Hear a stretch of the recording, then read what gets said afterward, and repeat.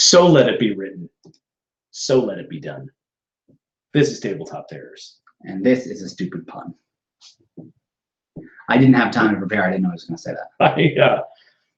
I'm Tim. This is James. And here at Tabletop Terrors, we genuinely believe that anyone can be more creative.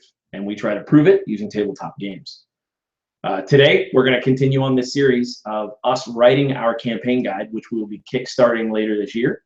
It is called Dead Man's Guide to Dragongrin. Our campaign world of Dragongrin has several books out right now that you can check out on absolutetabletop.com.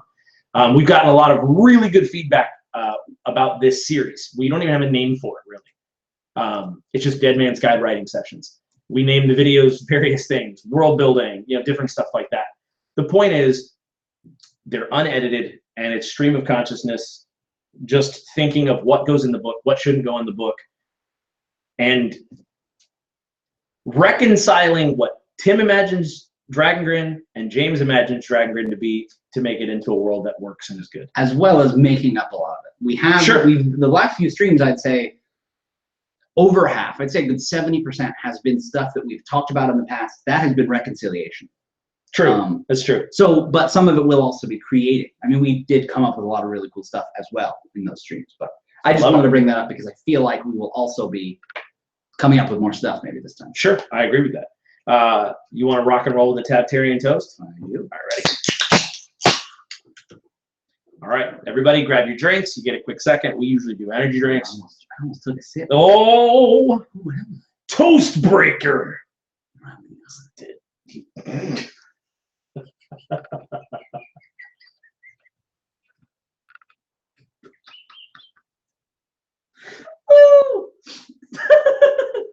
For just a moment, forgot everything else that was going on except for that I didn't have any eyes. So like both that we were here, we were doing this, we were doing any of this. I swear, all gone. That was so unexpected. Oh, okay. May you mend the first break. May you kill the first snake. And may you conquer everything you undertake. Sláinte. Even with no eyes. If you've been watching this series, you might know some of the stuff we're about to jump in on. I wanted to hijack it for a minute because I had some stuff to talk about. It's okay, though. I'm going to give you a quick update. In our world of Dragongrin, there are these arcane storms that are caused by this big maelstrom known as the Bleak. And so the Bleak has been a big part of Dragongrin, I think, and even some of the other things in our shared world that we have a couple other campaign settings in. Even in that, the Bleak has played a pretty big part. And so I feel like, because we're talking about should there be a Shadowfell and should there be a Feywild in Dragongrin? And you kind of had, I don't know what those kids. It was, I'm going to make up a word. Like, you kind of had a bent Lucy over it. It just, that's not a real thing, but can it be? Not, it is now. You had a bent Lucy over the Feywild. I love that that required a an accent. Yeah, you don't just go saying bent Lucy with an American. With an American accent. Yeah. That's not how it works. You had a bent Lucy. The point is that it brought up the question, even if something is very popular in other campaign worlds, do you still need to port it over? And you were kind of like, no, I don't think so. We'll see. And I think more specifically, I don't know where you're going with this, but more specifically, should we consider each thing instead of deciding that everything should come over without a thought? Because you had obviously thought about bringing the Feywild over in Shadowfell, but I hadn't really had time to stew on that, so I was like, wait, do we want to do that? Right. And so just, like I said, not that I was against it, just like, hey, let's consider it first. Sure. And so let me talk about two things that I think should be included. And then I was like, oh, okay. And more like a piggyback scenario. Don't let me interrupt you. No, I'm just kidding. I'm messing with you. No, I know. No, Cassie sent a voice message, and I was just telling her, hey, if it's important, I can't listen to that right now, but just play the roulettest of roulettes and play it into the microphone. Hey, that channel you guys are due for, I hate all of your subscribers. Each and every single one person. Especially psychically lists off all names in the chat. So we talked about where the druidic magic comes from, and I think we agree that it comes from this thing called the Old Vale. Yeah, where the Druish people live. The Druish, yes. That's where, like, basically, Druidia, the primordials and the just nature in general. Like, I think because a lot of campaign settings have some sort of a term for the way that druids pull their magic. I think, like in Aeronoth, it's called the way. In NK, it's the truth, and for us, it's the light. Can we? No. So that super druid among all three is like, I am the way, the truth, and the lifeboat. Lifeboat, different thing. Steamboat Willie. Steamboat Willie. So I'm thinking, I'm like, all right, so I think the Old Vale should be there. And then it's funny because the more I thought about what you were saying, I was like, you're spot on. What? Just against everything you just said. You said you think the Old Vale should be there, and by there, did you mean in the Bleak? No. Okay, good. Whew. No, I mean in the world. Okay, that's what I thought. In Dragongrin. That's what I thought, and then I was like, no. By there. No. Sorry. Sorry. So what I mean is, so I'm thinking, I'm like, all right, so we have this thing called the Old, I don't know what it is. It's just a phrase, and it sounded cool. It basically means the oldest valley, you know, because Vale means valley, which I found means old. And old means old, but we'll put an E on it like an old shopping. Wait, put an E on Vale or old? Old. Well, Oldie it's Valley. already Oldie Valley. No, I just remembered something we haven't talked about in a long time. Are you gonna super derail what I'm saying? No. Oh, what? Just we once had a name for a world that we haven't. Oh, I know. So, I know. That'll come up maybe one day. But so Old Vale. I'll bring it up. Look, I'm very candid about that. The reason I say that is because I say don't bring it up, not because it's a secret, but because I don't want to derail what you're talking about. So please continue. Old Vale. We'll get to it. So here's my thought process. We have the Old Vale and we have the Bleak. Those are two pretty big concepts already. They're these kind of large concepts about the world. Adding in the Fey Mists and the Desolation was too much packed into one place to me. Mm-hmm. I started really thinking about it. But okay. So go ahead. No, I don't consider go ahead. Tell me what you're gonna say and then we'll talk. Well, so here's the idea. To me, I started imagining because let me be clearer. The Fey Mist is our version of the Fey Wild, basically because we want to be able to do what we want without you having, or even me, bringing in a bunch of preconceived notions. So a new name allows you to say, oh, what's that? You get the gist. It's archetypical. You get the context of it's probably a lot like the Fey Wild. But what's different? Why does it have a different name? So that's the cue there, mentally what we're going for. The second thing is for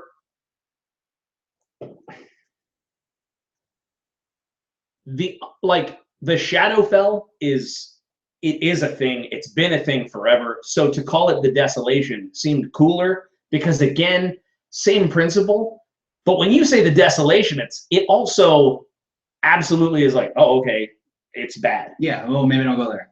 Right. Hey, you want to go? There's this new restaurant downtown. It's called the Desolation. Yeah. Nah. You know what? Are you sure though? They got these awesome lunch specials. Really, and you're in and out there. They're totally aware of your time. They're like, I know you're here on lunch. So getting to where you kind of got me, you're like, hey, cool names, but we don't necessarily have to just port them in because they're in other D&D worlds. Exactly. We Is that right? Mention that they exist, but later flesh them out. Basically, try not to worry about fleshing them completely out in this book because I think puts a little too much on that. Because then, like we said, in my mind, if somebody wanted to be like, I want to run Dragongrin, but I need there to be a parallel of the Feywild because of X. Right. They have it. It's the famous. And then, but for them, it's just like, it has to be whatever they need it to be. There won't be a guideline of this and it's necessary. I mean, it'll be rough, but it won't be like, this is what it looks like here. No, I agree with that. To kind of tack onto that thought, I also was worried, though, that it felt outside of the tone of the lore. To add a Shadowfell or a Desolation in addition to the Bleak, it's like, it just felt like too many things. Yeah, and I can see that, absolutely. Because in my mind, we never considered having, at least I didn't consider having the Shadowfell or the Feywild because I never really knew those things in general. And so in my mind, overall, there was no reason to put them in because I'm like, well, I don't really know about them and I feel like we have enough going on. But, you know, I can see, because in the same way that we want to put them in there so that people have them just in case they are used to that and they like it and they need it, they can just say it's the Feywild if they need to. Sure, and they will. If they're like, oh, we're Dragongrin, you will go into the Feywild. Sure, and that's so I can see it going both ways. But I had a couple of ideas because I felt like, well, let me just tell you what I thought. And I was actually at SeaWorld yesterday and I had this thought. The Seawild. No, I'm just kidding. Can my name be like Corey, but you call me Seawild? What's up, guys? It's Seawild and Jim Gems. I'm pajamas. Yeah, I was just gonna say, can I call you Pie-jama? Pie-jama. I love how that's 2 degrees away. That's Let's Boo Boo. That is Let's Boo Boo. All right, so here's what I thought would be more interesting to me. I like the Old Vale, but where does it live? And why is it's like what is this thing? So I think to me, just like the Bleak. Okay, so you mentioned something that I didn't remember last stream, and I was like, go after it. Tell me. That's cool. The Bleak, or maybe this is something that you would come up with and we haven't talked about. The Bleak and its current state is because like Eminence has been ripped open. That's how I've always thought of it. In fact, I snuck that into the World Bible. Yeah, I saw that it changed, and I almost came to your house and smacked you. No. I think we were writing it. It was just we were writing 11 things at once, and I was like, you were like, oh, don't tell anybody. No, for real. But yeah. But here's the thing. In my mind, the Bleak and what it once was, before it was everywhere, it was where arcane magic comes from. Yes. I mean, it still is, but the idea being it was once not everywhere like you could see it. Spilling out. And it was just a thing that people would talk about. They didn't call it the Bleak. No. They called it Eminence. Right. Probably. Whatever. In my mind, that's what the Old Vale is. It's not a place, but it is a power that is drawn from. Now, that doesn't mean there can't be a physical representation, but I don't necessarily see it like the Feywild, where, as far as I know, it's basically a parallel to the actual world. Gotcha. Okay, so then so because what about go into the Bleak and crazy stuff happens, and in the same way, I mean, maybe you could tap into the Old Vale or something, but I don't see it being like, this is where we go, to the Old Vale. I don't disagree with you, but it did sound cool when you just said it. Yeah, but in my mind, okay, but just consider this. Tell me. We have a lot of places already. I feel you. Listen, and I don't want there to be an overabundance to where it feels like, and I hate to say it, listen, if you are watching this, you're one of the writers of the game. I forgot why I had the chat open. I'm sorry. But I call it Riftsitis. Oh, where it's like, it can be anything. It's everything at once, because to me, everything at once, while it seems like a variety, is actually a lack of tone and focus. And it's like, yeah, it's like if I was like, dude, we're going to make stew. Put everything you have in your cabinets into the stew. We're going to make stew. And I'm like, there's no distinct flavor. What meat do you want to use? Like, well, no, but like, I got this really good ground beef, but there's the pork was on sale. And this chicken bone. And this chicken bone. I want you to put it onto a wooden top counter so that I can swipe it into a cartoonishly large soup pot with my hand in one swoop. Anyway, what I'm getting at is this. Oh man, we got a million chats. Yeah, they're all the same. I'm bad. Hey, guys. All right, so here's one person said something on ours. This is what I'm gonna get at. It's too much, and so I wanted to kind of reel it in. I wanted to hone it in. I want to talk to you about that, but I want to put a pin in that and say, when you were talking about what? We can find a direction, man. You know what? You know what, Tim? We do have a direction. If we're a band, we're not One Direction. No. Sorry, no. I'm just giving you a hard time because it's doing this. So you could have put a pin in the Old Vale. Right, but say you mentioned that one of the cool ideas you had, it all ties together. Stick with us. You liked the idea that Eminence was, the way I like to say it is basically Eminence was gutted and the Bleak spilled out. It's like, yeah, exactly. So what if people didn't call it Bleak? Yeah. What if Eminence, when it was whole, please continue, was life energy, the Old Vale, and arcane magic wrapped into one, and when it was gutted, it all spilled out. There's one more thing that it is. An orange Julius. Yeah, like just if you go into the Bleak at a specific time of a specific day, They're like, hey, what can I do for you? And it is an orange Julius that was taken from a mall in Florida. And it just not floats. Dragongrin. Yeah, it's just there. They're like, hey, yeah, it's like, Hey, what's going on? It's kind of like how the in Fifth Element, where the guy drives up to his window and he eats lunch. It's like the opposite. You like drive your little bleak boat I'm like the orange Julius. Dude, Chet, your parents got to be worried about you. You've been in here for a millennia. He's like, it's cool, man. I don't get hungry in here, and I don't need to sleep anymore. Can I get you a Jamba Juice? Also, everyone I ever knew is dead. But I agree. What's one more thing? Really? Time. Oh, bananas. That's why the bleak does everything gets crazy, because it was like, no, like literally space-time was destroyed. Or torn open, not destroyed, clearly. But torn open, and you're like, cut, whoa. and it's in ribbons. And so the idea is it still works, but that's why going into the bleak has even ridiculous effects, like you go into whole like bubble universes, or you travel through time, or you get really old, or you get really young, or I love it. Because imminence is all that style of magic all has to do with time and like temporal message. Yeah, that's the way I've always liked it. Like when I had the idea for imminence, I thought I wanted it to be a murder mystery. I'm going to spoil it, so I'll never probably wrong. Also, I guess this is going to explain what imminence is. In this, just pepper in what imminence is, because a lot of people... Imminence is a life creation force. You know what imminence is? It's like the force from Star Wars fantasy. But it lives in the same place as like arcane. It's like, okay, there's arcane magic, and there's divine magic, and there's imminence magic. It is correct. It is a separate, entirely different school. It is a different thing. That source of magic. Yeah, that magic users in Dragongrin tap into. Exactly. And what's going on, everybody? We got Josh Bingham is here. Two Guys D&D, which is probably Harry at this point. Matthew Jones, Josh Bennington, Reddy, Alan from Check for Traps, Master Sergeant Alpha Mike. So what's going on, everybody? We are definitely glad you're watching. All right, so here's when I first thought of imminence. It was a murder mystery where essentially you find these bodies that were crazy destroyed, but not to the point to where they were gone or obliterated. They just had a large array of injuries that didn't all make sense to be together. And the end of it, what the detectives would find out is this magic is basically you could cast a spell that would take all of the physical harm that was going to happen to this person over their lifetime and inflict it on them at once. Exactly. So there's cuts and bruises and loss of limb and all these different things that are going to happen to them through, right. So they just kind of in front of your eyes like twist up and all at once, and usually it's mass trauma and they die.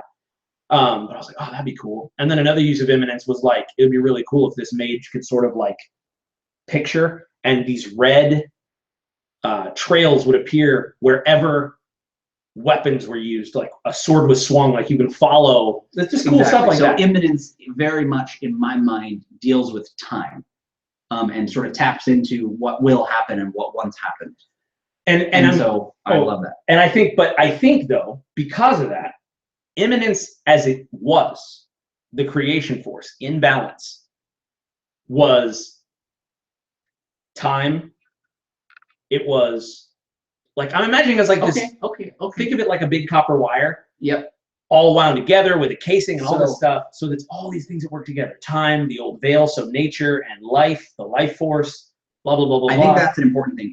I always imagined, and until this moment, maybe I won't anymore, imminence to be equal to arcane. But no, imminence is made up of everything else. It is a little extra and as I think well, that but the idea is it's more like an umbrella. Yes. Like, hey, no, imminence is... This is new. We're coming up with this right now. Force. It's arcane, it's divine, it's everything. All that stuff. And somebody's cut the wire. Right. And it's more like a pipe, I would say. Yeah. And then it's like... Mark Breedenbow says he has that exact same shirt. Oh, what's up, man? We're now best friends, but you never talk. Dude, I love Star Wars. I do that, and people don't think it's funny. I wish that I currently were wearing a shirt that said #disbitch, and I just point over at him. You could have one that just points to me. It's got like a Facebook like thumb turned sideways. With the finger, one of the fingers extended. Oh, which one? Don't tell me. That's Ringu. So, all right, this is what I'm getting at. I think those things should be more tied to the bleak. And I think that they are now that we've. So to me, I wanted to throw a couple of things at you. I think the Desolation and the Old Vale were like these things where it's like, okay, it's another place, it's another place. But to me, I think these bleak storms that go and like go everywhere, I think the Desolation should be something in the world, but it's not like, oh, and there's also a Shadow Realm separate from all this other crazy stuff you guys have going on. There's a Shadow Realm. And that's part of what bothered me about it. I know, it's not that. I would go to the Shadowfell because it's better than Dragongrin. Like, you know what? I need to hide out for a little while. I'm going to head to the Shadowfell, guys. Things are better there. Welcome to my castle. I am Strahd. Why do you have a suitcase? Hey, what's up, man? I'm just here. You can drink my blood.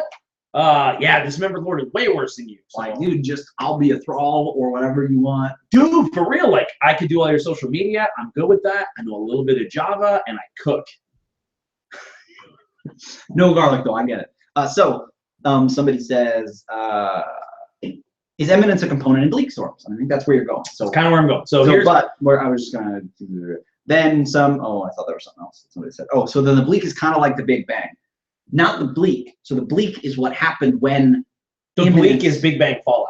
Exactly. The Bleak is what happened when Imminence, sort of the life force and space-time continuum of the world was damaged. Exactly.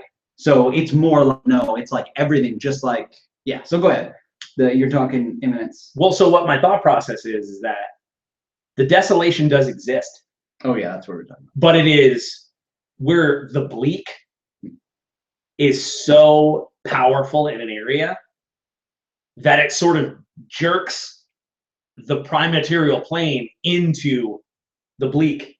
So it's not just a bleak storm passing by, but like in Uldane, there are pockets where it's like, no, this is considered a desolation. Meaning, it's like the whole area is like red. You know what it is?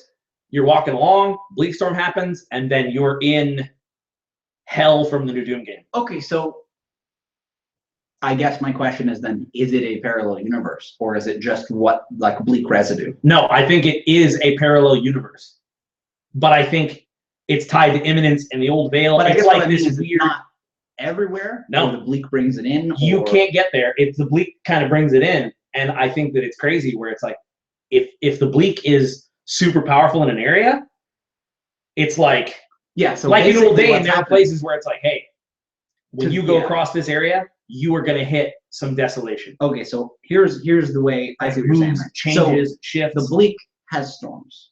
Yes. Usually over the water, so we don't really see a lot of the difference. I say usually, but often. Most times people see it and are not dying. It's out over the coast somewhere. Yes. But when it comes, because there are always bleak storms on land in a certain right, places. and usually quickly. But yeah, like, okay, a bleak storm can get out. You might, age 10 years if you're not careful. But sometimes what happens is a bleak storm gets worse and sits. And what it does is, similar to Imminence, it's almost as though it takes the current area and it transforms it. It like super entropies it, but to its worst possible state, like hell and doom. Yes. But the idea is when a bleak storm passes, it's like that, and it kind of, I don't know, this might be the part where I'm like, maybe it fades or it goes away. It's not like always like that. I think it moves. Well, I think it's like, it happens, but then what you're saying in Uldane, there are parts where it's like, no, it's always as bad as it could possibly be. Yes. Like, it's just hell from doom. Here's what I'm thinking. It is like the Upside Down. Yeah. It's like Silent Hill, where it's like, hey, there's a whole realm that is Dragongrin, desolation. What moves is the lens that sees it and where, and some places it never moves. Yeah. But it's like, if there's a really bad bleak storm and you roll on the table in the book and you get, a 1 on a D100, you are in a desolation. And hear me out.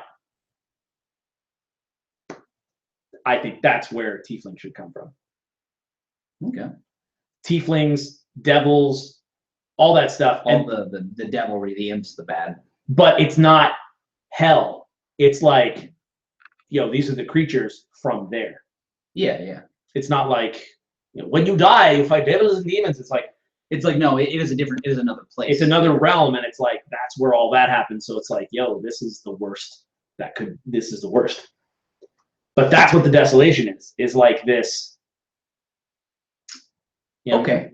Yeah. Okay. But for some reason, okay, no, I don't know if you like this, but tell me, hit me. Well, I was almost like, let's pause the stream real quick so I can tell you this really cool thing, and I want everybody to know. That defeats the whole purpose. What if there was a person? What if the desolation is basically Dragongrin some millions of years in the future? That's really cool. Where they are parallel in the sense that when you go there, it's like, no, it is there then. But the idea is it's not like, oh, it's a parallel universe. It's the same time. It's like, no. The bleak is basically using like its storm and its imminence is drawing just like, hey, listen, this is where we're headed. Right. This is what it's going to be. You know, if all things considered and on a long enough timeline, what's going to happen is this. You know, like it's going to be awful. There's going to be skulls and death and nothing but terrible things everywhere, and tieflings and not dragons. Pit fiends. I think so. It's a parallel. It's like I like that. It's a parallel universe, but in my mind, maybe it's what happens to Dragongrin.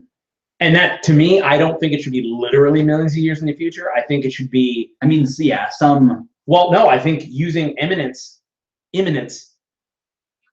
Essentially, it is. Hey, this is the worst possible outcome. It's funny because that was the exact phrase I was going to use. I guess that's what I mean. But this is the thing. It's a constant state of the worst possible outcome. Exactly. So it's not actually millions of years in the future. It's like, hey, this is what would happen if all the worst things happen. Because something that I don't think we've ever talked about, is imminence could be used both ways. It could be potentially used to inflict all the pain that somebody has ever felt, but it could also be used to great effect to, you know, give all the healing someone's ever Exactly. felt. It's a matter of if you can harness it. But now it's really difficult to harness imminence because you need to be in connection with all that stuff at once. And because this is sort of the spilling out and like toxic sludge of the life force of the world, right? That's what causes the worst possible outcome. That's why there's not a best possible outcome somewhere. I love it. Because it's not like, no, somebody did this. It's like, hey, like, no, this is we spilled toxic sludge everywhere. Right. Just similar to like if you have fire from a furnace, if the furnace is broken and the fire spills out, it continues to spread as long as it has fuel. Yeah. It's not like, well, no, it's fine. There's good stuff in the furnace. Like, no, this is a furnace. It's made to do a thing. It's made to power a thing. The fire has spilled out and it will burn forever. Yeah, it'll just keep going until. And if the fire, right, it will burn something till it is ash. And this is the equivalent of this rolling portal of bleak storm. If you hit a bleak storm that's got a desolation going in it, you're basically in that material plane. Yeah. It's like burn. Which I guess that's the thing, is it's the whole thing. So that's where, you know, if there is a particularly bad section and there's a desolation or an Uldane, that's where tieflings would come from. Like literally they are now transported and given a window to our world. Right. To just walk in and be like, whoa, exactly. This is way better than the hellscape that I live in. Exactly. And I think that that's kind of a cool thing. And as my, I have this best friend named Mark Bradenbaugh. We don't talk much, but I'm just kidding. He has the same shirt as me. The idea is that, to me, that gives a place for the desolation, to where it's like it's not this Shadowfell that's separate from the bleak. That was my I was like, dude, what you're saying was really ringing with me, and I was like, it's another thing. Exactly. And I'm like, no, it shouldn't be another thing. It should be the same thing. And it's like the desolation is. It's where doom could happen in Dragongrin. Yeah. Everyone's afraid of it, even the dismembered lord, but maybe there's a way for Grin to make sure desolations don't happen there. Like, or they're trying, or they have a handle on it better than others. In general, I would say that's just a force of nature that nobody can really control. There may be something, but I would say. Well, I'm thinking like, I was going to say, at most, because we know that there are places that there are no bleak storms, specifically like a lot, right? And I don't think that is a freak of nature. That is not just a, oh, well, I guess they're lucky, in my mind. I'm down with that. I thought it was a, they're lucky. No, like geographically, you guys are just like, I think something's going on. They're like, no, they don't. That's what I mean. They are just like, oh, I guess we're lucky. So then here's how I would play Grin. Grin is the place in our world where evil has won, and that's where all the bad guys live. But it's more like society has that's where technology is. It's where medicine is. It's like, yeah, that's still where things are the best, even though they're terribly oppressive. Right. Do what we say, and you'll get everything you need. But what I was going to say is, then here's what I would say. In Grin, more prevalently than anywhere else, it would be the equivalent of, here's hurricane supplies, here's hurricane shelters, so it's like they have things where it's like, oh, hey, your homes can be fitted with these, anti-bleak shutters.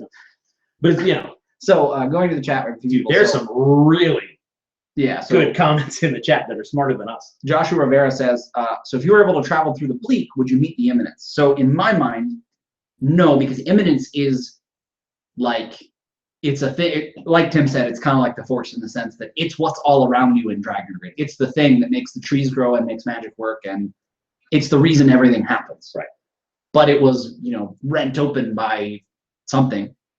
And the idea is that it's not like something or a person you can meet. It's a thing where it's like, no, like you said, imminence is hard to use, partly because it's hard to use already, and because now it's like you plug something in and you're hoping it'll work, but it's a frayed power cord. So you're like, if it's just in the right spot, it works.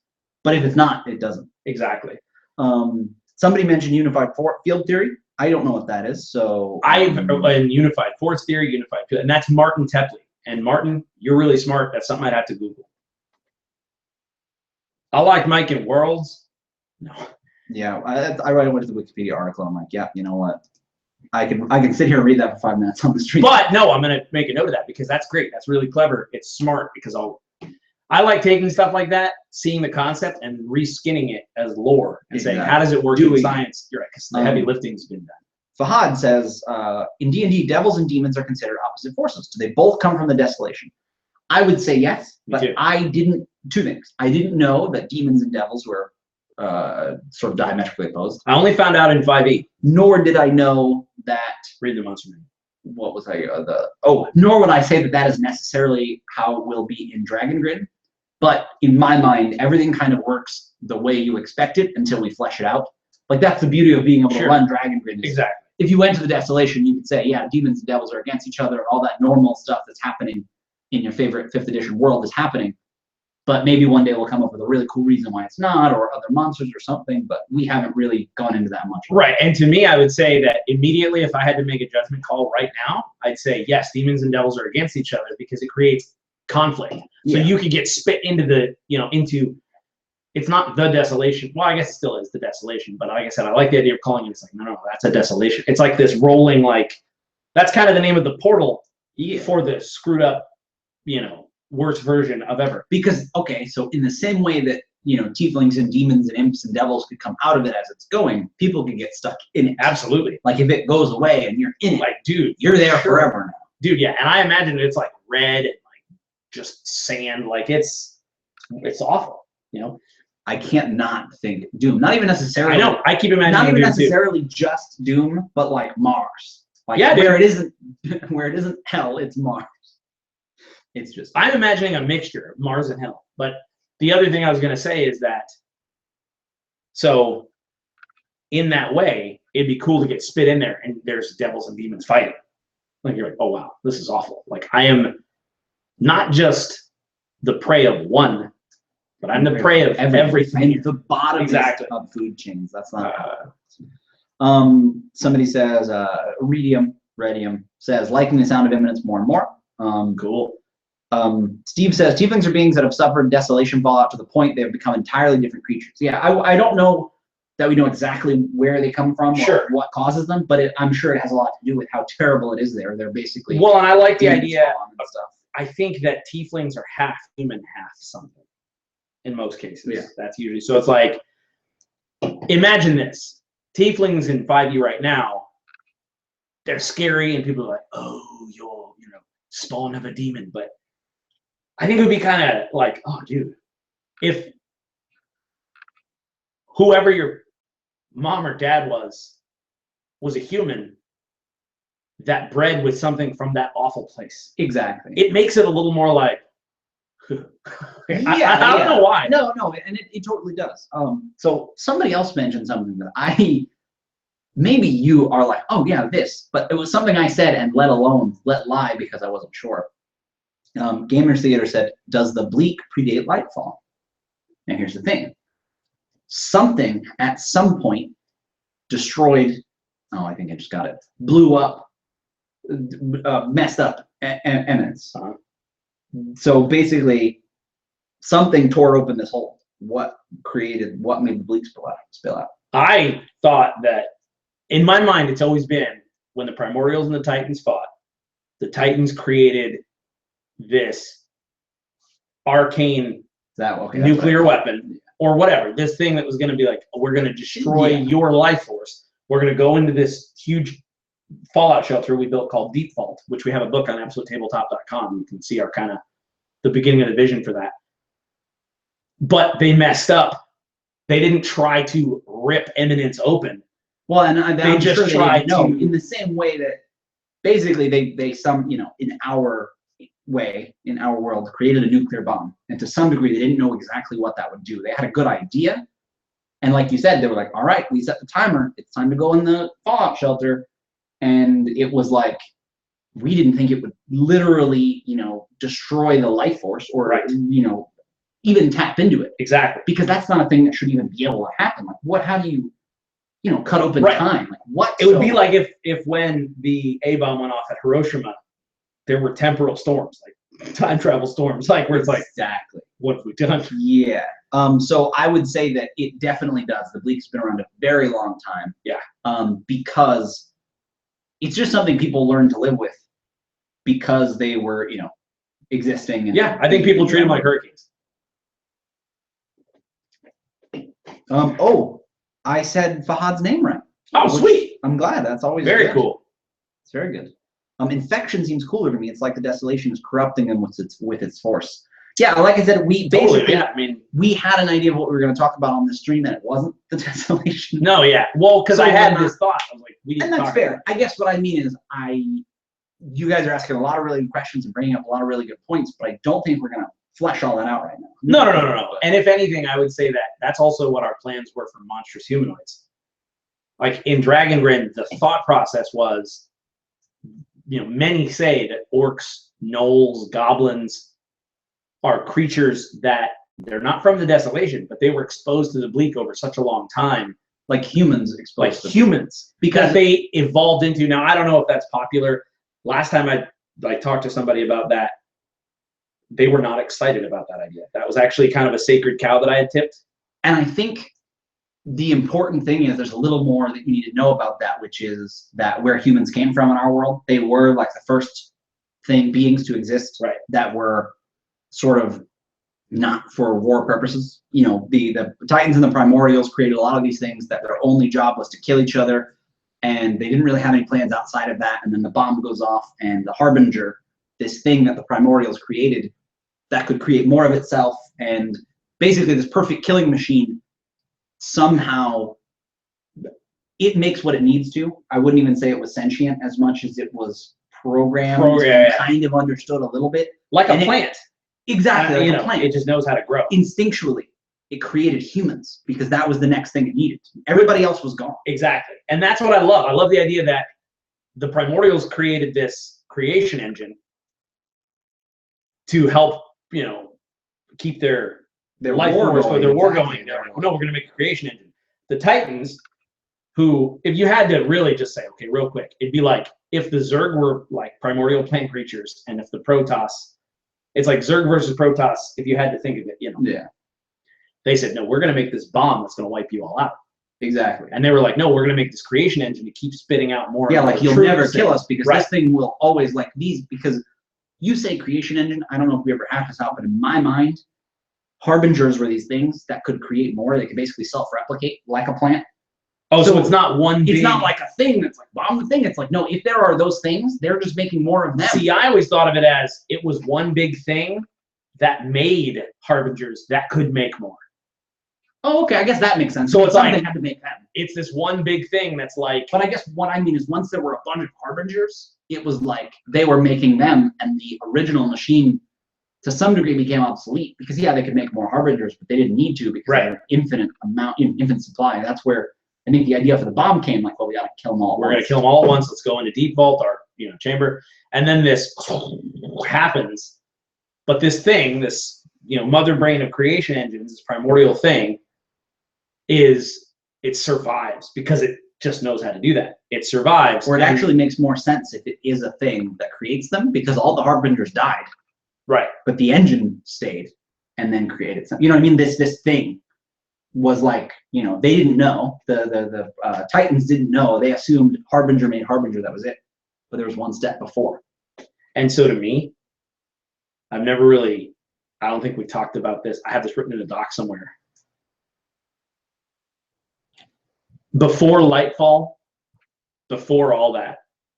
Because all of this, to be clear, is thousands of years before all that. This is like beginning of the world. Beginning of the world stuff. Stuff that's like going to be written on a scroll and like maybe not exact, but like, hey, or yeah, exactly. Cool, even like most people may not know this or believe it. People find Titan copper. Exactly. And know where it comes from. They just know the properties it has. Right, and I can see this in the book is like, if we could afford it, really cool watercolor paintings with like really neat, like really typed out, sort of, like and this happened. Huge watercolor, like Alex Ross style. Anyway, like motion comic where it slowly it goes. And I'm like, you bent that too far. So here's where I'm going though. Before all this, before Lightfall, I feel like Grin wasn't called Grin. Yeah. It was this sort of territory that, and I don't want to get too far into it, but basically I think it was poor and dying. Like, not a lot of food, its resources weren't great, etc. So Innis was like, okay, serve the Holyfic Church. Oh yes, we talked about this a little bit too. And they're like, okay, but it's against our beliefs. We can't really follow it. And they're like, well, do that or die. And it's like, okay, all right, we'll do it. So they do it. And they say, okay, basically, we bow the knee to the Holyfic Church. Yeah, Innis one region had, this great, very, in my mind, Catholic style religion where it was like they were above everybody. Right. It was like even if you're a king, you obey the Catholic Church, the Holyfic Church. They just march into Grin telling people, you got to serve us or we're going to kill you. Right. Like, listen, this is just how things go. And now you got to understand, this is poor, they're starving. Yeah, like they're just like, come on. Right, but they have tons of land, but the land isn't really fertile. And all it's Russia as hell. It is Russia. Listen, it is totally Russia. So the Holyfic Church says, well, we're going to Holyfic Church-ize you. And they go, we can't do that. It's against all of our forebears. And finally they relent. They're like, okay, it's this or we die. Yeah. So they relent. And then the Holyfic Church says, thank you for bending the knee. However, your souls cannot be saved. And unfortunately, we're not holding up our part of the deal. So Grin, or whatever it was called before then, I don't think it would be called Grin until this moment. Yeah. Maybe 6 months. Like, I'm talking the bottom of the barrel. Everything is dying. There's no hope. And all of a sudden, food starts appearing. Materials start appearing. Crops start growing. All this other stuff. And this person rises to power, whatever this person's name is, and they raise new banners, and they call themselves Grin. Now, in our world, Grin means to rise honoring the dead. And so I think that it's Grinn is literally a play on words of like, hey, we understand that. Yeah, like basically the everything was being destroyed and taken over. And this person was like, hey, I'm kind of like taking over this region, and it's called, we're a new city-state. We're new thing. We're like, boom. And so Game Nub says, come on, dudes, be cool, say the peasants. That is exactly what they said to the Holyfic Church. Like, dude, like, just look. Come on, I have dudes. one cow, and you can see its ribs. Like, seriously? Oh, gosh. So here's what I'm saying. Now this is, and I'm giving you guys 5 seconds. This is a huge spoiler for Grin, and unless James vetoes it, where the dismembered lord got a lot of his power and maybe still draws a lot of his power. So 5, 4, 3, spoiler alert, 2, 1, spoiler alert. I think that where that creation engine ended up was buried in Grin, and it was unearthed, and they have this creation engine, and they were able to start using it, unearthing parts of it to produce food, produce building materials. That's why Grin has these huge towering dark spires. Like, where did you get all the stuff to build that? How did you build that? How do you build it? Because they have this primordial engine Okay. I wanna. Now it doesn't work all the way, but that's also how the harbingers work with the dismembered lord, because they kind of get spit out. I gotta let the dog out. All right. Fiance something. But I don't even say a word. I'm gonna. What's going on? All right, Lewis Conroy says, so are we talking before the dismembered lord right now? Yes. Wait. So the thing I wanted to say was, I think the guy that rose to power and brought the city-states together was not think, that is the dismembered lord. So the dismembered lord. Basically, he was like, no, we're doing it. And the reason we've had a few ideas for why he rules the way that he rules, but I would say specifically, he kind of just was fed up with the Catholic Church. Like, yeah, all you guys are going down. Like, he did all. It's just you know what? Like, no, that was not okay. He did everything he asked for, and then they still were like, sorry. So and he's like, hypocrites. Exactly. But I think the thing about, so there's this creation engine, which I imagine this being like an extremely complicated thing, right? Like using magic and like mechanics and all this crazy. Well, I think because it's primordial, so I think it's this. If I had to say, I think it's an organic creature. It looks like the thing like on the box of Forbidden Stars. So here's what that's an orc from Warhammer. From far away, imagine something that big. That's like, okay, imagine it as being like a Lovecraftian. Okay, so then that actually is even better. I guess what I'm saying is, in my mind, They found a big the original creation engine no longer exists, but something else, like a little one, a baby creation engine plant started growing. Well, maybe it got obliterated so badly. Maybe. I guess what I'm saying because is that Occam's razor it's simpler, that it's the same one. The main thing though is there needs to be a reason it's not spitting out harbingers. That's my point, is that it's weak and dying, but that's why this Dismembered Lord has harbingers. He got it to start spitting them out again. Yeah. No. Yeah, that's what it's been. We talked about it. It's been a long time since we talked about it, but they were the last I remember, which doesn't mean anything. Please note, because who knows? We've talked about it 2 damage reductions ago in 2015. Yeah. So no, the thing I remembered was they were called harbingers to sort of. Oh, we did talk about that. To be like, oh, we're like the harbingers of old. Oh, dude, yeah. Actually, it's funny because in my head, I forgot about that, and I thought, actually, I think it'd be rad if they were actually. I know, but I guess for me, I still, there's just something about what the Harbinger became and did with the creation engine, and the fact that it created humans and then like destroyed itself or something. We never really talked about that. Sure. But in my mind, like it stopped existing because it did what it needed to. It was like, okay, before the thing we needed was to fight this war. Now that the war is over and nobody's here, I need to create something like this instinctual, like, hey, I'm going to populate this place.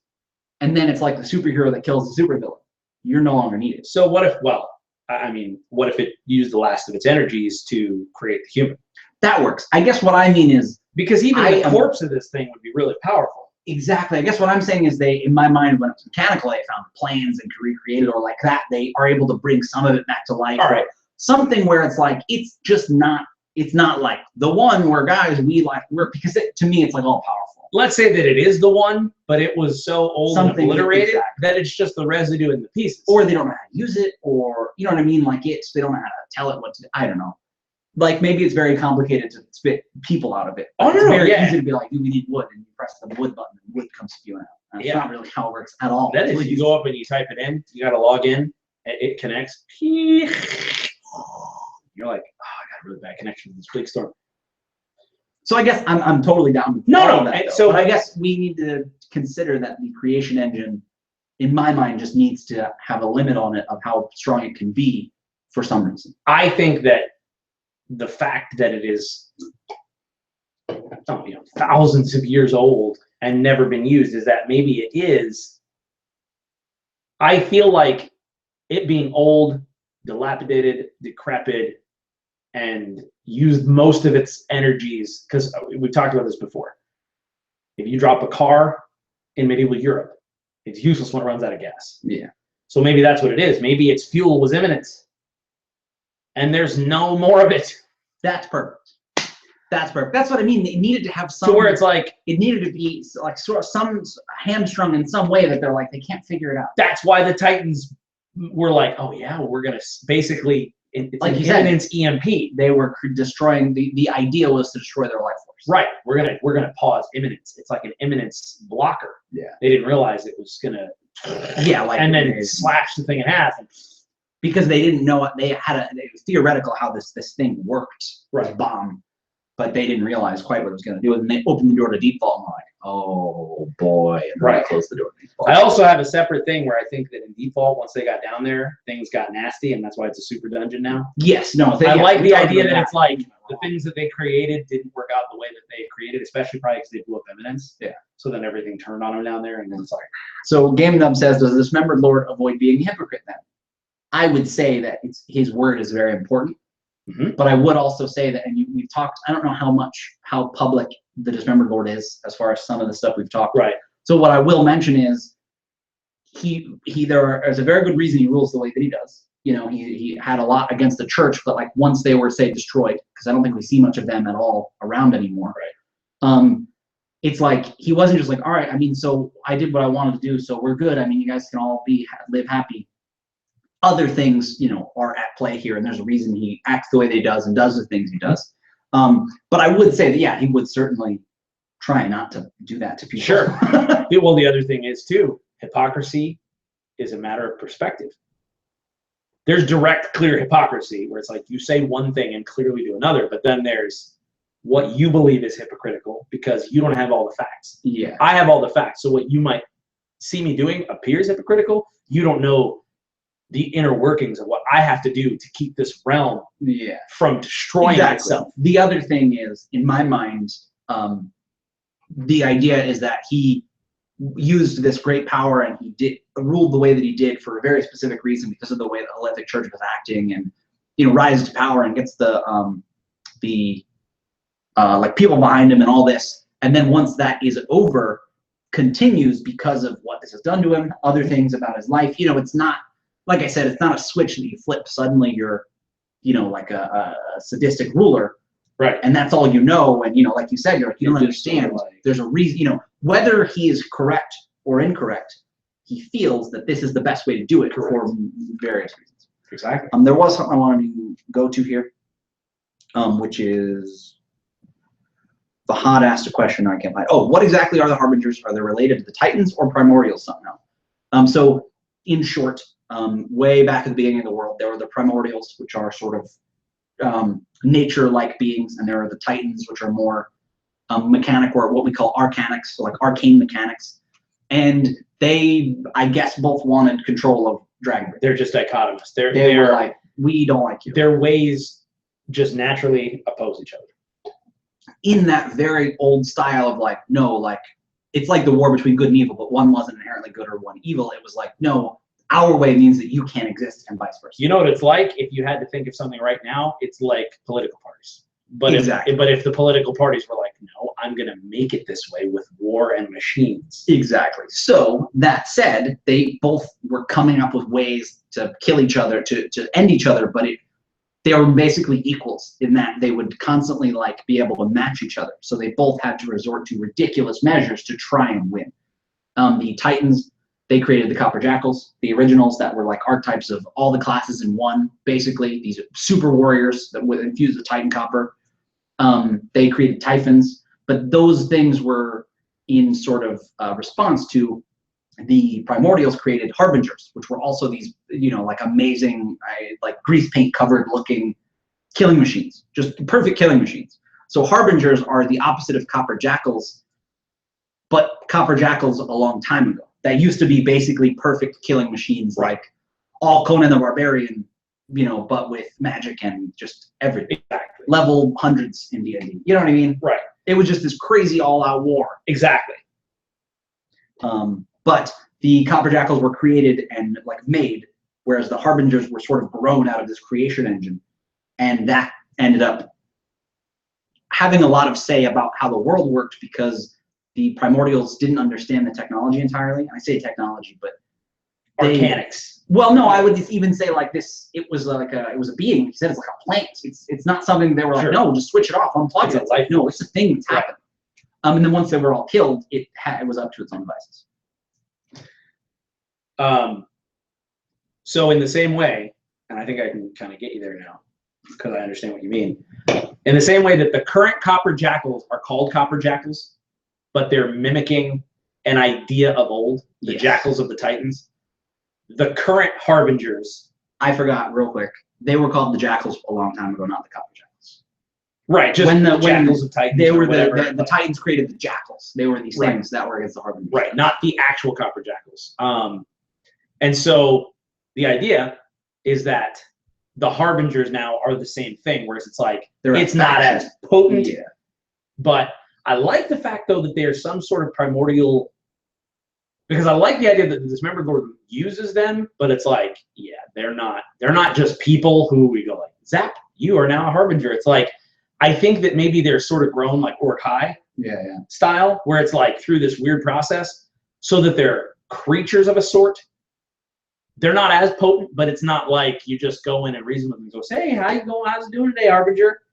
It's like you have to know the commands like a golem or something. It's like you have to be able to control them and order them, or they will eat you. I imagine similar to some like Android type stories, they're not the most reliable in the sense that you have to be careful because they may not listen to you. Exactly. If they decide that they don't want to. You know, like you said, they are humanoid and strong and, you know, but I feel like they work on instincts similar to the way a plant would grow closer to the sun if it knew it was coming.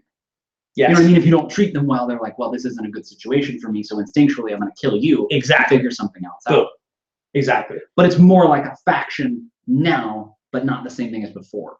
But I do agree, okay, the Dismembered Lord has this creation engine, and to some degree is able to sometimes make harbingers if they do it right, or, you know. Totally. If they go without making food for months or something. Right. We can figure that. So Gamers Theater mentioned something in the chat. Now, I have really good news for you. Gamers Theater says, in my head canon, the jackals formed after Lightfall, after discovering and harnessing the properties of Titan Copper. That is official canon. That is exactly what happened. That is exactly what happened. If you, it's actually, there's a spot in the book that goes through that. So you've got it. You have the exact feeling of what we were going for with the Copper Jackals. That is literally the real canon. Exactly. And so... Because basically Lightfall happened and there was a lot of other stuff, but the Copper Jackals, the idea was that there was one guy that was like, tried to stop it and he couldn't, and so then he became the first Jackal and started making this force together to say, listen, I'm done dealing with this guy or that guy, we're gonna do it ourselves. Right. Okay. Were you gonna say Jeremy Willis? No, I was gonna just... Oh, so real quick. So Jeremy said, and then I think Fahad and Joshua Rivera were kind of talking and saying, what if the Dismembered Lord was the first Jackal having the power without the discipline of that? So in my head canon, because this isn't official, in my head canon, the Dismembered Lord absolutely was the first person to have all the Titan Copper.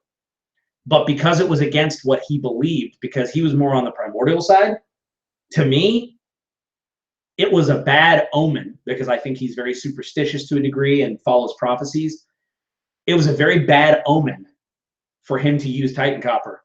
So he cached it and stored it away, but it was like, no, you're not allowed to use this. Yeah, it's like, this is a great thing, but it's basically like blasphemy and... It's blasphemous. What's the other word? Like treasonous. It's treasonous. It's like, you don't use this because it's the weapon of the enemy. We don't know what it does. It's like the ring where Boromir was like, we need to use it. Everybody's like, dude, trust me. No. So the Dismembered Lord's like, But in my head canon, the first Jackal used to be very close to the Dismembered Lord. Maybe one of his generals stole the Titan Copper, and Ishmadano, because he knew Lightfall was coming, and when he tried to tell the good guys, the people that lived in Innis and the Copper Sun and all that stuff, they were like, what are you talking about? We got him on the ropes. Like, it's gonna be like basically one more like big thing, don't worry.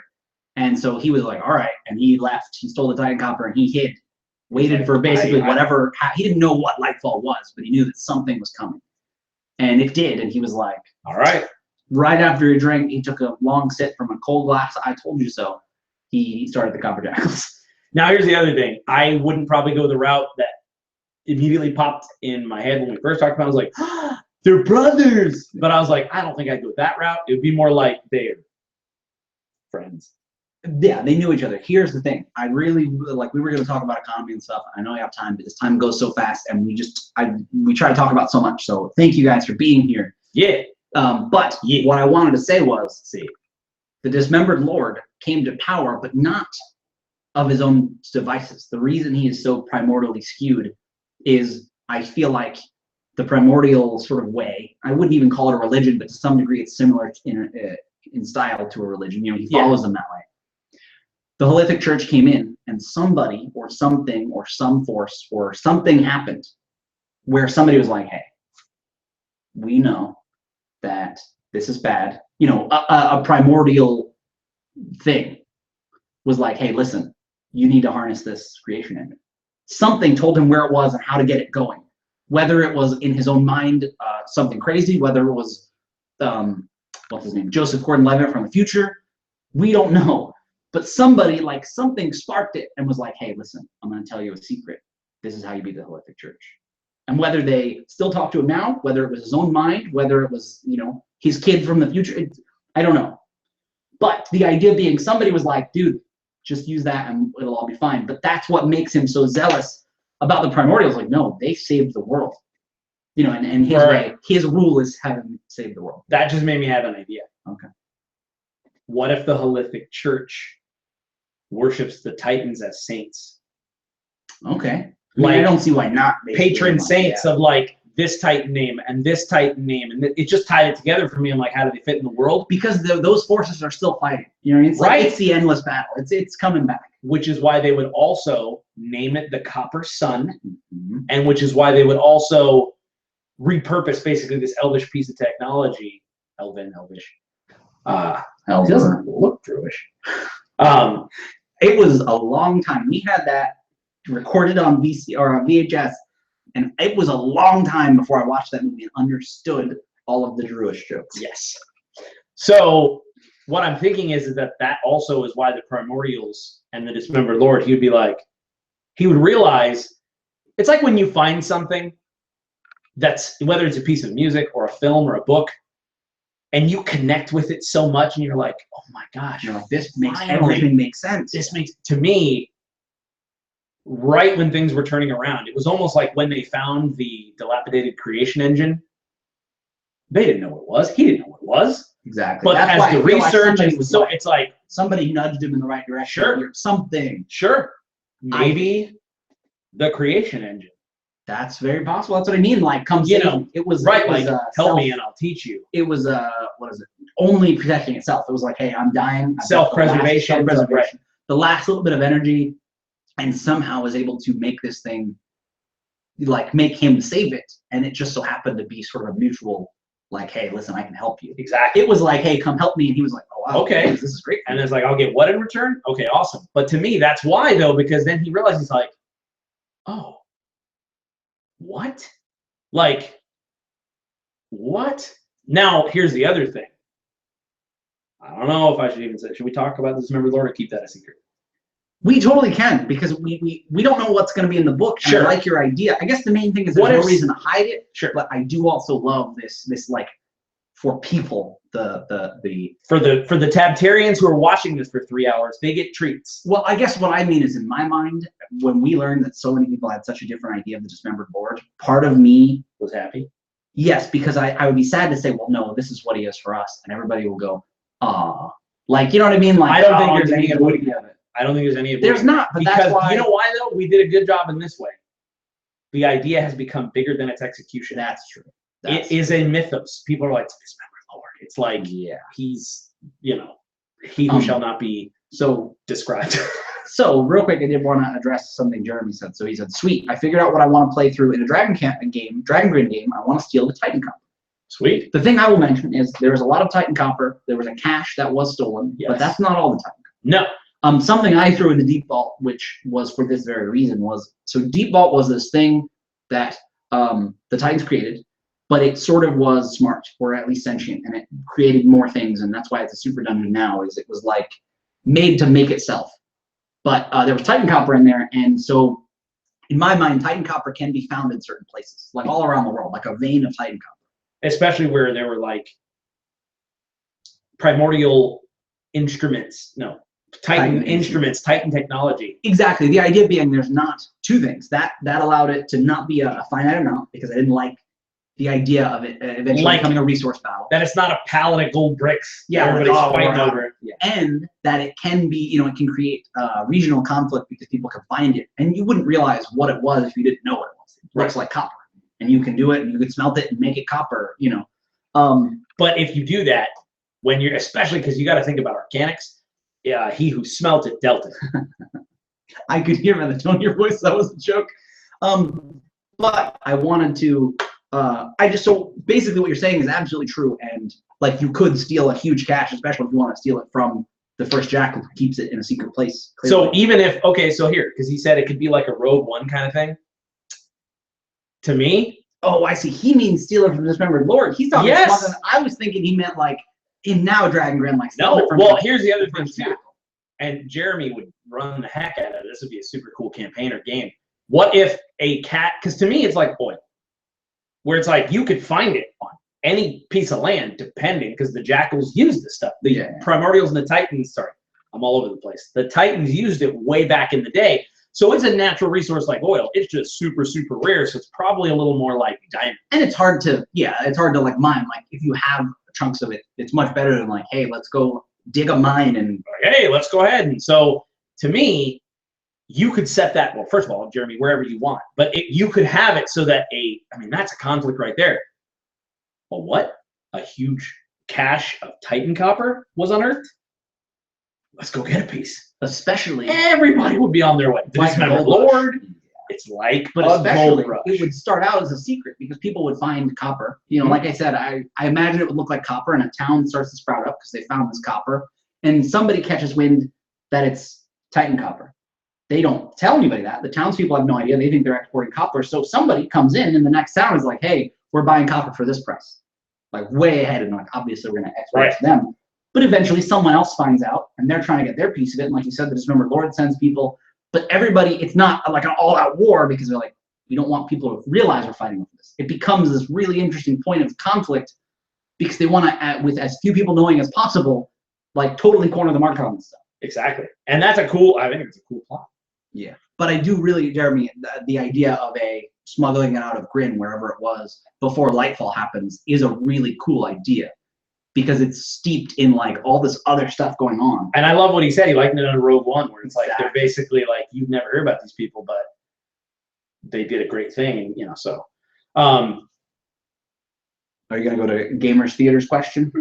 Funny thing to say because I'm like, I like where he's going. For the economy question? Yeah, he's basically like, hey. He says, okay.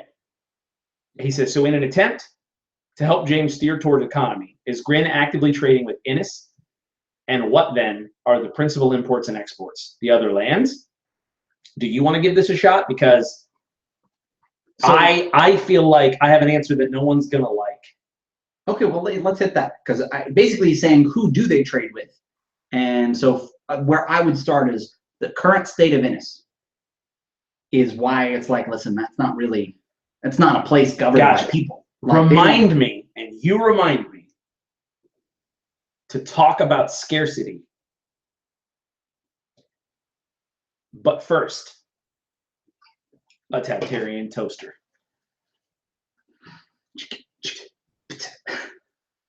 All right. Stop me at any point here.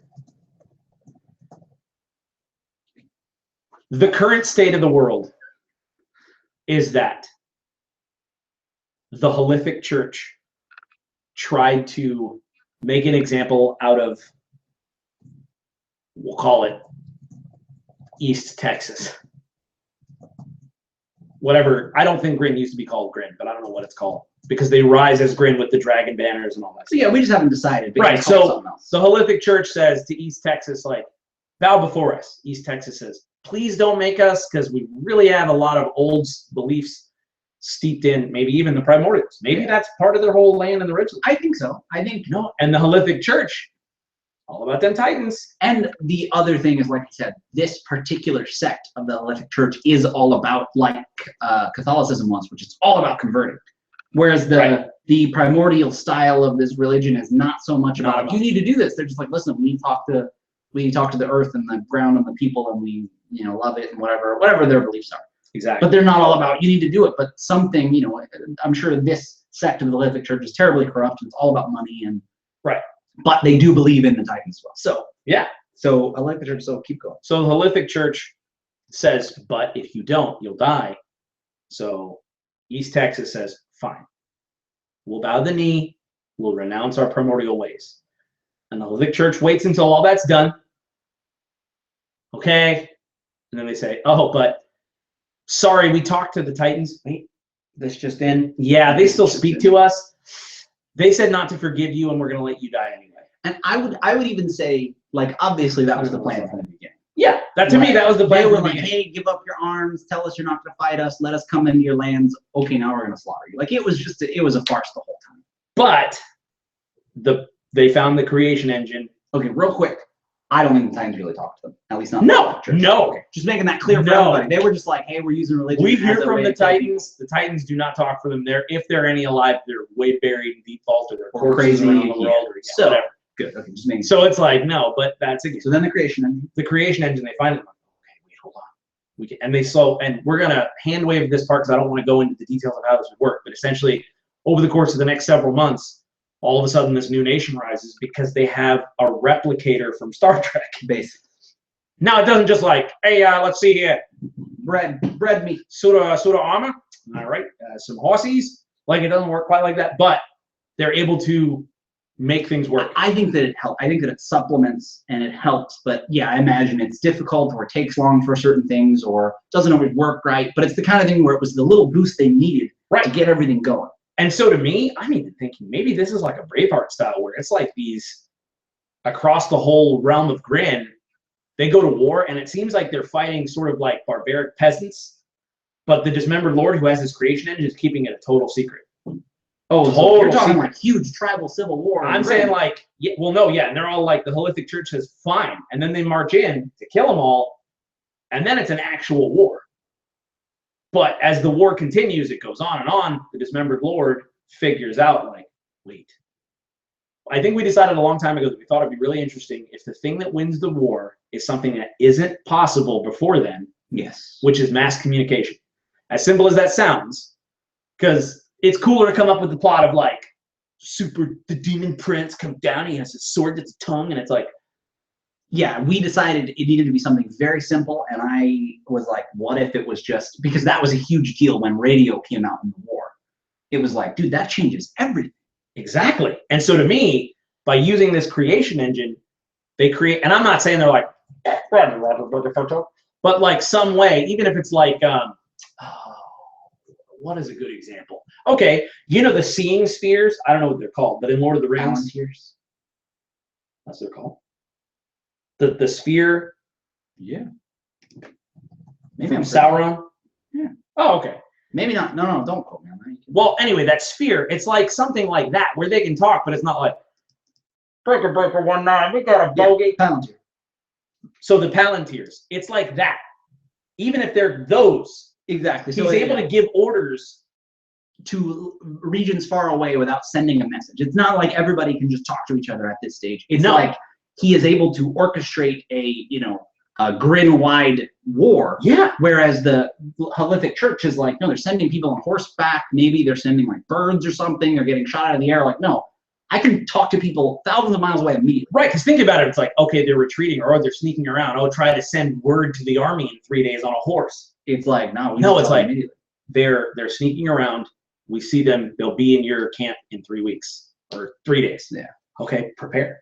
We know they're coming from the east. Oh, wait, they changed. They're going, they went a little west and now they're going down the river. Okay, send reinforcements. So, but Grin doesn't come right out and just be like, oh, we're here.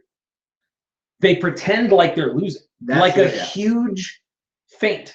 And like I think that's a tactical decision by who later becomes the dismembered. Absolutely. This guy. He's like, he decides we need to punish them. This is not winning a war. We are not just making an example. We're not defeating them. We're not routing them. We want to embarrass them. We're like, that's it. We are then slay them. This day, the Halithic Church falls. The Halithic Church falls. It's not like, oh, the thing we won. It's like, no. You will be wiped off the map. Yes, and so to me, here's what happens. They're these barbarian, William Wallace Braveheart, like, they're dressed sort of like hill people. And that's but they've been secretly amassing this army. Yeah. And so they send an emissary to the borders where the war is in the front lines, and they say, our people of East Texas would like to show you barbecue. No.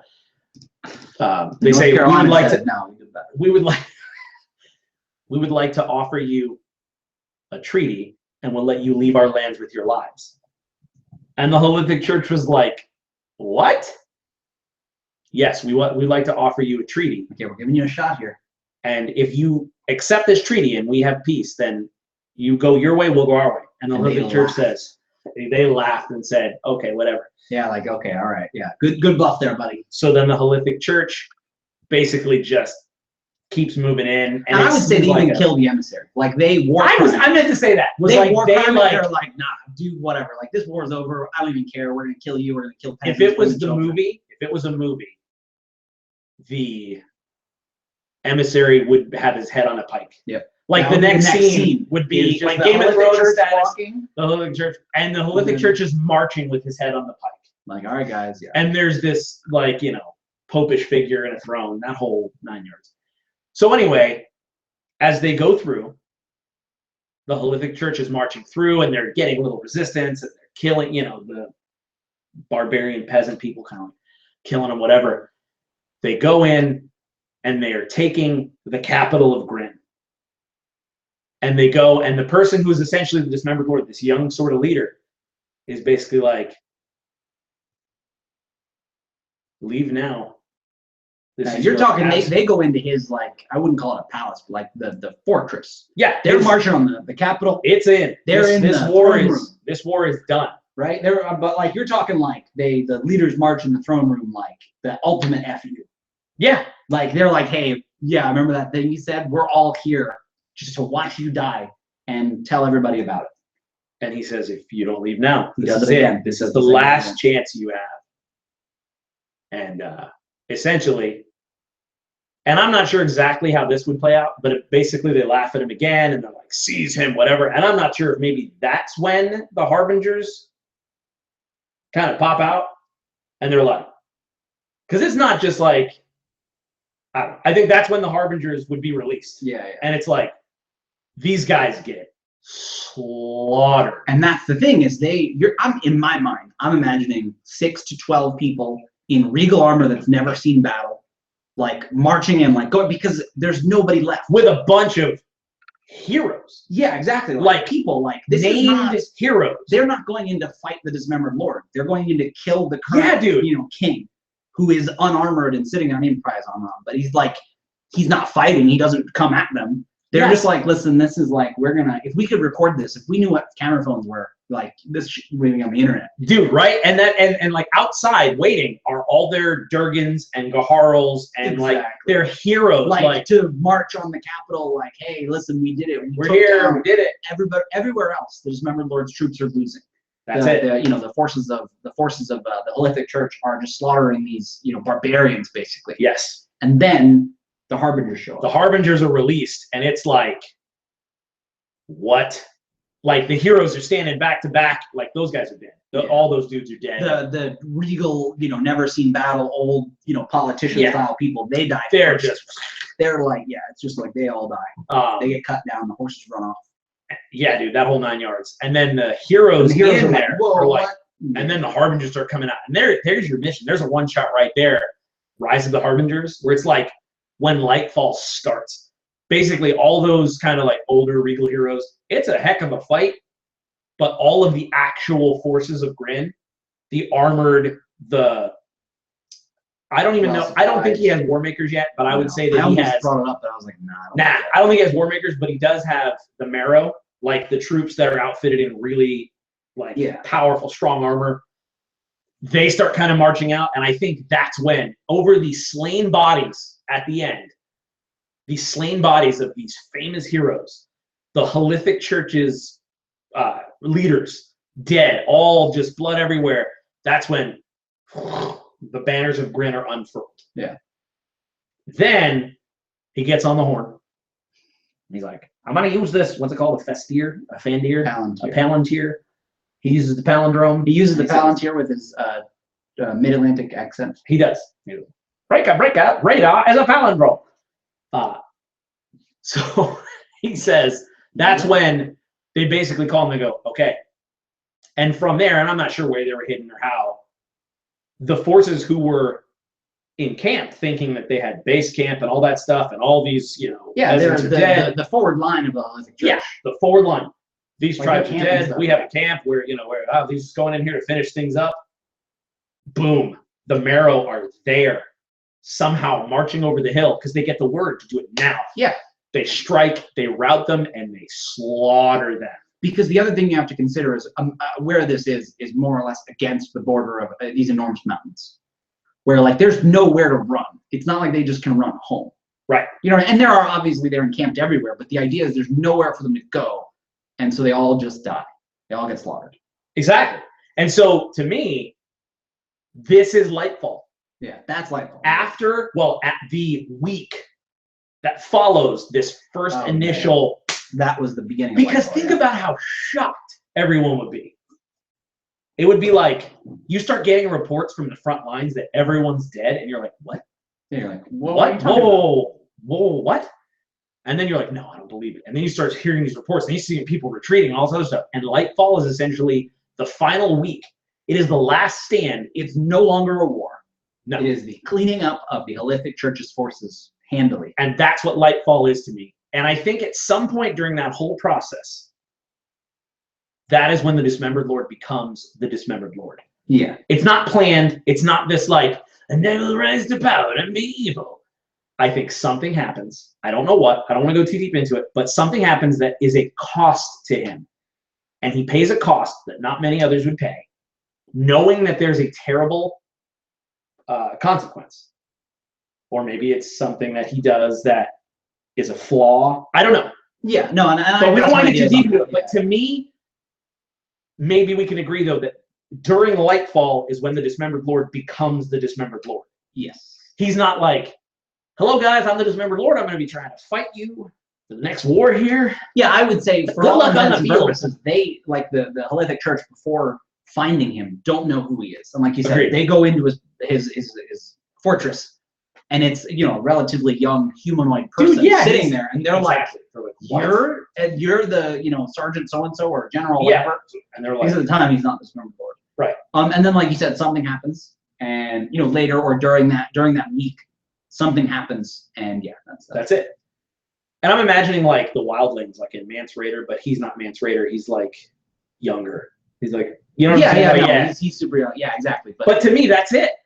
And then that's how it all happened. So the reason why I said all that is because there was a question that said, what's the economy? How do they trade with them?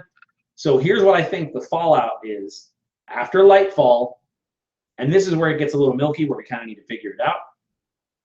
I feel like knowing what it's like to be oppressed by the humans, they broker a peace with the orcs, who are kind of on that coast up near Roldan and stuff, and they say, here's the thing. You can have precisely half of Innis. You do with it as you want, but you watch these slaves, you make sure they don't rise up, you're just not allowed to kill them. The thing we didn't mention, though, is that during Lightfall, Grin goes to Innis. Yeah, we kind of talked about that. Well, Does not that just still now. happen? Yeah, no, that's what I mean. I'm like, that's an important thing to note, is that Grin doesn't just clear them out of their lands. They go, listen, like, we're coming to your house. Like, we're killing civilians over there. Like, you're just... Okay. Well, but that's what I mean. Otherwise, how would they do what they're doing? What do you mean? Define what you mean. Like, the neutral zone. Like, they have to go over there, right? Well, go talk to the orcs. Yes. I think you're right. Maybe, what if that's what they do? Maybe if that's how they say it, they say, hey, by the way, they brokered it with the orcs, and they go... So that part of Lightfall was telling the orcs, hey, at this time on this day, kill them. Well, they basically said, go in, we got your back. And the orcs' response, because the Hellenic Church, they're like, listen, all of their forces will be gone. They'll be on our side of the wall. Just trust us. We got a peace here. Exactly. So here's what happens. They send, and this is kind of interesting. They send an emissary over the orcs, which is crazy enough as it is. Now you understand these wildlings, this Mance Raider-ish looking dude. William Wallace. He's William Wallace Raider Mance. He goes over and he's like, hey, we're gonna knock them out of the running for you. And the orc's like, oh yeah, you? Like, what are you talking about? Exactly. Like, we've heard how the war is going. He goes, trust me. He goes, I'll send you the head of Jonas the Barber. I don't know. He goes, as proof. And he's like, it's one of their leaders of the Holy Church. He goes, I'll send you that. If you receive the head of Jonas the Barber, you know we've succeeded, and you have all your forces ready to take them out, because we have this front and we'll get their most powerful army. Yeah. So Lightfall was killing their most powerful army, all their heroes. They're like, hey, we're giving you a shot here. And he goes, but how will we know? He says, I'll tell you through this sphere. You what? Again, being able to communicate across the continent across the largest mountains, across the canal cities of Sphere below. Exactly. You're like, dude. And if it's a good old-fashioned viewing globe status, you just hold up the head. And you wave. And you wave. And you go. And you go. You do this number. Lewis Conroy says, rip Jonas the Barber. So then the orcs go, we ride. And they are coming from this front, but it is this massive army. Because there's no Halithic church. I mean, there's garrisons, but it's not. It's still a war. It's still a war. But there are casualties. But in my mind, it's more like when the orcs raid. What is it? Rohan. Yes. And like the people, where it's like, but some people might come eventually, but they raid through a bunch of towns and burn stuff to the ground and kill everyone. And eventually some forces show up, but it's like, nah, like they don't have their heroes are gone. Right. Everything else has gone poorly. Everything else, yes. And there would probably be some people that they would send, like the Dismembered Lord would send some harbingers, some marrow or whatever. But again, it's mostly like, hey, if these orcs can make it happen, and that's what they tell them. They say, in return, you get to keep half of these fertile lands and you can get off of your swamp. Yeah. That's essentially, you can't live like that. Your existence is not what it should be. And they're like, okay. So the middle now. And you say middle, but there are two regions. There's Central Dragongrin, which is, in this case, an oval. There's big old mountains in the middle. Grin, East Texas, which is now Grin, and Innis. If it was a sandwich, Grin would be one piece of bread, like if I was holding the sandwich up like this. Innis would be another piece of bread, and all the meat in the middle would be the Sphere Mountains. So basically, Mog Tarak, which is the orcs where they live, they are basically taking over half of Innis, which is one piece of bread. So taking half of one sideways piece of bread. So all that to say, there is something that's referred to as the neutral zone, which basically Grin says you can have half of Innis, we get the rest. And what they have done is they've set up this zone where like people live, like civilians basically of Innis live in this section, but it's like the Wild West. No, there's no government, nobody owns it. It's like there are places that people can go and you can live, and there are crops, but there's not like. This is what I think it is. I think it's the Wild West with Will Smith. That's right. It's like this European countryside, and it's basically, hey, you can live here and farm for us, and we will give you enough food to eat, and you will not die, and you'll have a reasonable existence, or we will kill you. And the orcs won't come in. Like the orcs won't come in. That's part of the deal. The orcs stay. The orcs patrol and proctor to make sure that you don't start making weapons and start to rise up, uprise, high rise, highfalutin. But the idea is, I got myself up. Yeah, orc slam poetry over here. I know. Okay. The point is that they basically say, so the neutral zone has a purpose. So what's the economy of Dragongrin? All of the crops and cattle come from the neutral zone and feed Grin. That's pretty much the deal. Yeah, like there's no money exchanged there. So okay, you want to come and live in Evil Town, USA? You don't have to work. You just have to do whatever we ask. But you don't have to farm. You don't have to tend to cattle. We had that all taken care of. We have slaves for that. And they're monitored by the orcs. You just have to do what we say when we say it. Play ball. Make sculptures. I thought you said play ball, mate. Play ball, mate. Does that all make sense? Yeah, it totally does. So I'm assuming that's a reference to you just going off on your own thing with the Zug. Tim's gone fishing again.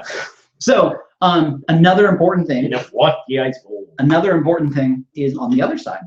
There is a thing that I forgot what it's called, but it's called the bad place. On the Grin side, basically, now your question is, okay, why don't people just go over to Grin? Like, if you live in the neutral zone, why are people like, well, so Grin? Here's what I think. Where that lightfall took place, that final battle, basically Grin built a huge wall, Great Wall of China style, in front of their borders, and left that whole section. Just bodies, everything as it built. So there's mountains, there's maybe a mile or a few, and then there's walls, and there's just the remains of a war. Right, and they call it the Wailing Gray, and it's wild in there. Now here's the other thing: the Sphere Mountains, that middle of the sandwich we were talking about, that's full of undead. So the undead kind of come out of the mountains. The wall serves to keep them out of Grin, but it also makes it so that hot zone between they basically extended the Sphere Mountains, which are very few habitable places. You don't just walk in and walk out, like these super tall mountains. There are places where undead started coming out, and yeah, exactly. It's like now it's part of Sphere Above, basically. Because there's undead and crazy stuff and necromancers, and they're raising armies, and they've got all their own stuff going on. But to get from one side to the other, you have to go through Sphere Below. Right, which is its own sort of deal. But I would say that the economy of Sphere Below is very much alive.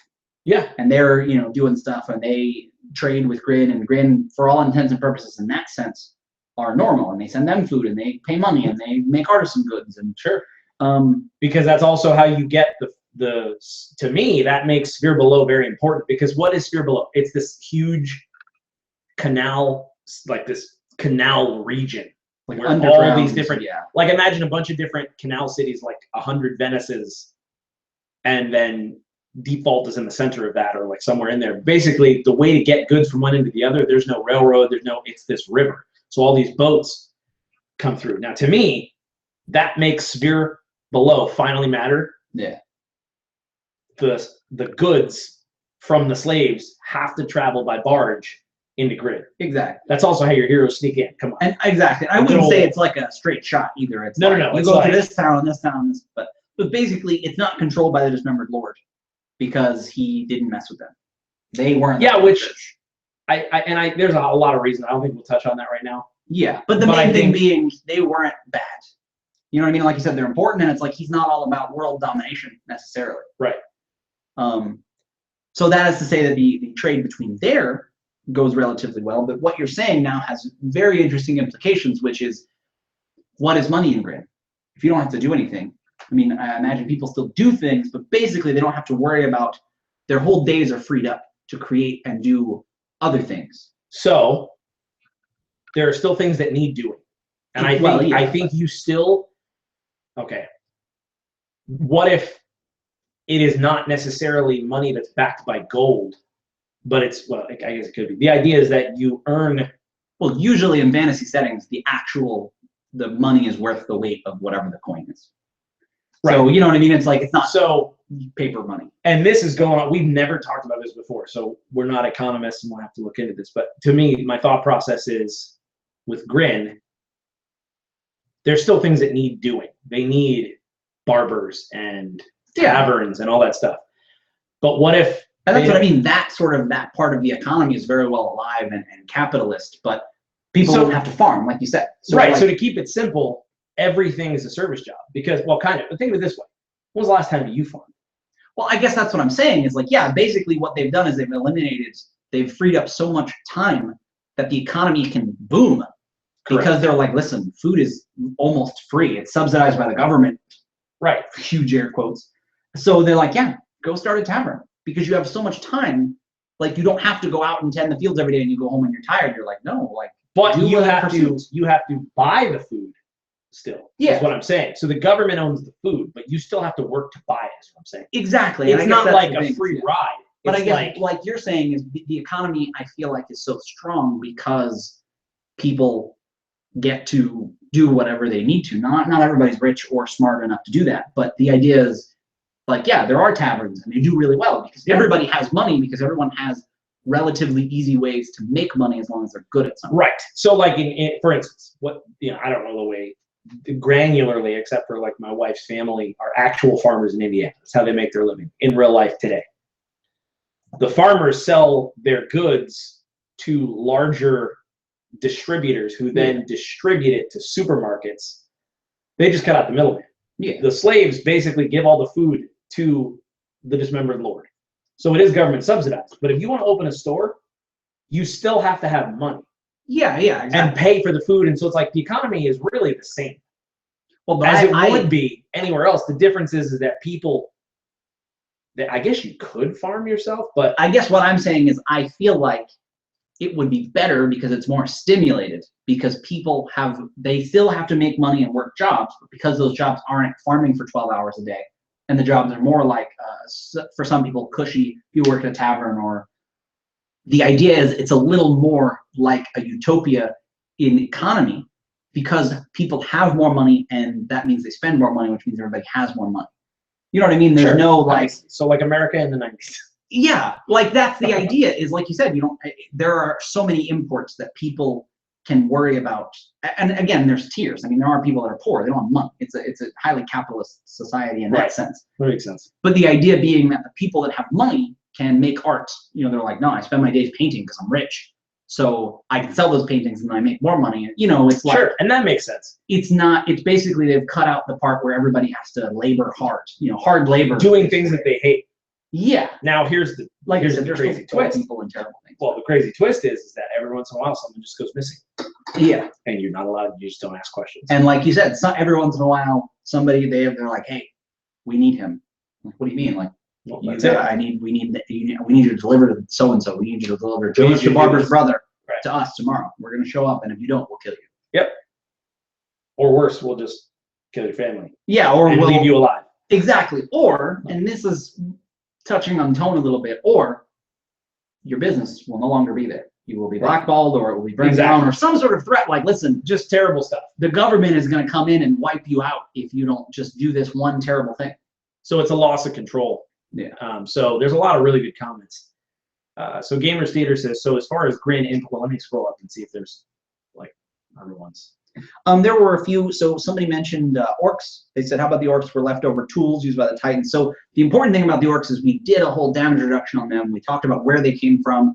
And so we sort of have the origins. I do like your idea, though. Of course, in your Dragongrin, I like that orcs can have been the excuse me, big old burp. What came of one of the things the Titans made to fight the Primordials. I don't remember where they came from. In our world, it was like we were talking about earlier. It's the humans that spent enough time in the bleak over hundreds and thousands. That they became over thousands of years that they turned into orcs, and so they're humanoid people. But and then basically there wasn't much. There was that, and then Lewis, made the Jonas the Barber joke. That was good. And then Gamers Theater asks, so as far as Grin imports, it would come from the slave labor of the neutral lands of Venice in a feudal type arrangement. What do the civilians of Grin proper need to do to get those goods? That's what you mentioned. They have to buy them. The government owns them, and they have to buy them. It's basically, you still have to come up with a way. You have to be a productive member of society. You can't just loaf around. It's like, no, be a capitalist, but we own everything. Exactly. So Game Nub mentions, so it isn't like socialism / communism. In my mind, it was at first, but that didn't make sense. I didn't like it. Like just now, in my mind, I was thinking more like there isn't money based on what we were saying, but then I'm like, no, it's highly capitalist still. It's so. Well, yeah, and imagine the United States where anyone can do anything they want. And I work really hard, and we come up with this. James and I open up a local gaming shop, and it starts booming, and it's great. And then the government shows up and says, hey, there's going to be a foreign emissary in town, and we just need you to assassinate them. You're like, what? And they're like, yeah, sorry, you drew the short straw. You're going to have to do it. It's like, but I'm not trained to do that. It's like, yeah, but you better figure it out. Pay someone, do something, but we don't care. We don't care how you do it, but it has to happen. So do your thing. If you don't, we haven't decided what we're going to do with you yet. It's like, what? Exactly. So, but the important thing is there are still people that, in my mind, work in the canning factories of Grin. The idea being, so there are still, blacksmiths that I'm like, dude, I'm never going to make enough to get out of here.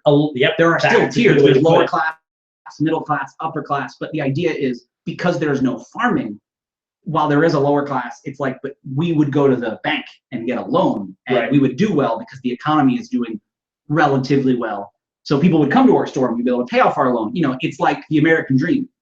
And that's it. The thing is that it's totally unfair though. So you could be doing super well, and then someone who has a nephew who's in the same business as you says, hey, I'm going to give my nephew your business. If they have power in Grin. Yeah. And you have to say, okay. Yeah, certainly people try to fight that, but it doesn't go well because it doesn't go well. Full power of the government. So imagine all the perks of capitalism, but absolutely unpredictable and unfair. Yeah. And so capitalism. Well, right. And Alexia Graham says manufacturing, because I'm talking about the blacksmithing and stuff. So manufacturing could also be a thing. Like mass production in the old US, the Northeast made goods, the South provided materials for the goods, and the West made the food. So you could do that. That's actually, now you think about it, now that I think about it, it's kind of the way it's set up. Yeah, and it, you know, That's as far as smart. Like basically they're saying like, yeah, so these people got all the coal, and they said to the people that could do something with the coal, and all the food came from one place, and because they were supporting each other.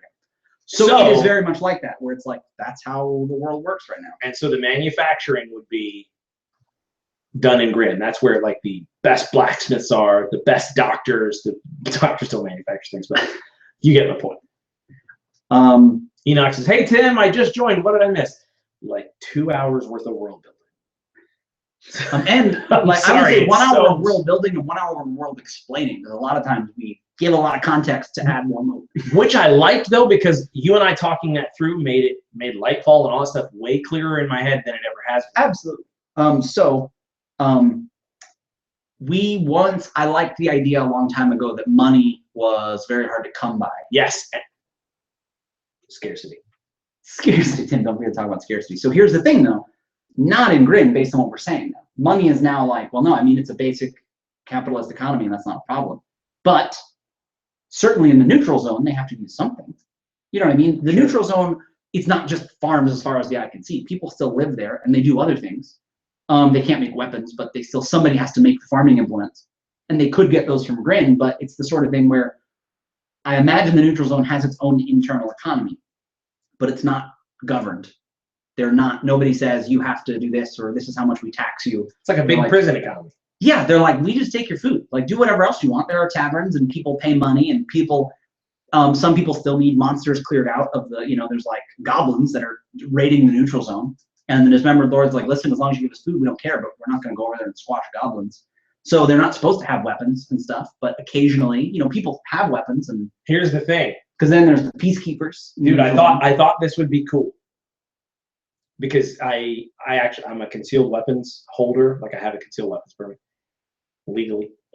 And the way that a concealed weapon works is that there are tons of rules and laws, but the idea is that state and stuff. Sure. Still. The idea is that a concealed weapon is exactly what it sounds like. You can't just open carry. Yeah, you can't like have it on your hip. Not at all. You have to have it concealed so that it's not easy to see or access to others, etc. But that made me think, what if in the neutral zone, it is the opposite? It is illegal to have a concealed weapon. You may have a weapon if it's showing. Yeah. But that is also an invitation for any orc to fight you. Yeah. It is the one thing where it's like, you want to carry a weapon? Go ahead. If I catch you with a concealed weapon, you get executed. But if you open carry a weapon, that way... Well, and it's a good point because the orcs would sort of be doing their own thing and they just kind of make sure things are going good. You know, like I said, they patrol, but they don't really get involved in the politics of the neutral zone. No. But the idea is, yeah, like they're given free reign. Like nobody's stopping them. The dismembered lord's like, listen, if stuff gets out of hand, deal with it however you want. I mean, if you feel like people are getting a little too strong, slaughter them. Like, just make sure it goes okay. And the orcs are like, dude, sure. Sometimes the orcs are like, yeah, they were getting too strong. And people are like, no, they just came in and killed us. And the dismembered lord doesn't even care about it. He doesn't care. He doesn't care. And that to me is terrifying. And it's just, it's injustice of the world is like. But I imagine it, the way you explained it to me and the way I imagine it is very much like Wild West US. Yes. Like, it's just like, listen, people still kind of, you know, there's like a sheriff in town, but they don't like, they kind of have their own law and stuff, but they have to still be careful because orcs can come decide to solve their problems however they want. Yep. You know, as well as dismembered lord troops. They can come in and be like, listen, we heard you guys were resistance now, so we're just going to kill all of you. And to me, that's kind of what the peacemakers are, which is essentially the peacemakers in our world are these dudes that ride these like fell bears, these huge bears, and they're like kind of the cops of the neutral zone. Yeah, but like in my mind, because there is no police force, they're like the Judge Dredd. They're like U.S. Marshals, but without like a structure. They're like, no, we have power everywhere here. We absolutely overrule the sheriffs. You know, when a peacemaker comes in town, it's not official. There's no paper that says this, but everybody kind of is like, oh, listen, the peacemakers will kill you. Like, you don't want to mess with them. And that to me is like, it's sort of this, they do open carry. They open carry a fell bear. Yeah, they're like, you know. And like a sword and. But the important thing is, these people are not heroes. They are not fighting for good. They don't do, I mean, they do things like oh, okay, there are, you know, somebody's killing the livestock, and that's, if we don't have livestock, this Member Lord's going to kill us all. So they'll go kill whatever's killing that. You know, they'll handle the problem. Right. And they'll stop fighting. Exactly. But they're not, they make it a point. They're like, listen, we are not enforcing any beliefs, or, you know, we don't fight the orcs. If the orcs come in, we leave. It's like, that's it. You know, like to some degree, the people have to police themselves. The peacemakers are just there to make sure that it generally doesn't devolve into just rioting. Because if like there's a lot of bad stuff going on in the neutral zone and people like try to revolt or something, the peacemakers are kind of like anti-revolution police as well. Sure. Don't start that shit here. Like, don't do it. They'll all die. To me, I think, because this is, I've gone back and forth about the Copper Sun and why would it still be in existence and is it hidden and all this. And I think, to me, I think that the Dismembered Lord somewhere, somehow believes that it needs to stay, like we kind of talked about, like superstitiously, he believes that it shouldn't fall. But he's like, yeah, but it, I don't know. I haven't. Here's the thing, in my mind, okay, so we didn't talk about that, but during Lightfall, all the bad stuff is happening. Most of the heroes, basically all of the heroes, and, you know, like I said, a lot of the leaders, not necessarily every governor from the Copper Sun, this very big, like floating utopia-style place. Basically, they hear about all the terrible things. So what they do is they destroy all the ways to get into the Copper Sun. And so basically, it's, I mean, floating, you know, 20 to 100 to 200 feet off like the coast of this cliff or something. Mm-hmm. The idea is there's no way to get to it. So I feel like the Dismembered Lord can't do anything about it, but it's sort of a stalemate because what are they going to do? You know what I mean? Like they're helpless as soon as they come out. Right. But it's an impregnable fortress. You know what I mean? Like, what are you going to do? Put ladders? Now, eventually, sure, if you were to make it fall, and I feel like to me that would be his goal, is to make it, unless you really want the superstitious idea. But in my mind, to him, that's the last bastion of the Titans and their technology. And it's like, yeah, eventually I'd love to see it fall and go in and kill all of them. But right. It's not really viable. I mean, we could catapult people into the city walls. What's gonna happen? So that brings me to, well, two things. One, it would be really, because you were saying, like, you know, what's money in the neutral zone. If you tried to pay with a coin in the neutral zone, it would be like trying to use a debit card in the actual 1800s. It's like, we don't take money. We don't, what are you kidding? Like, what?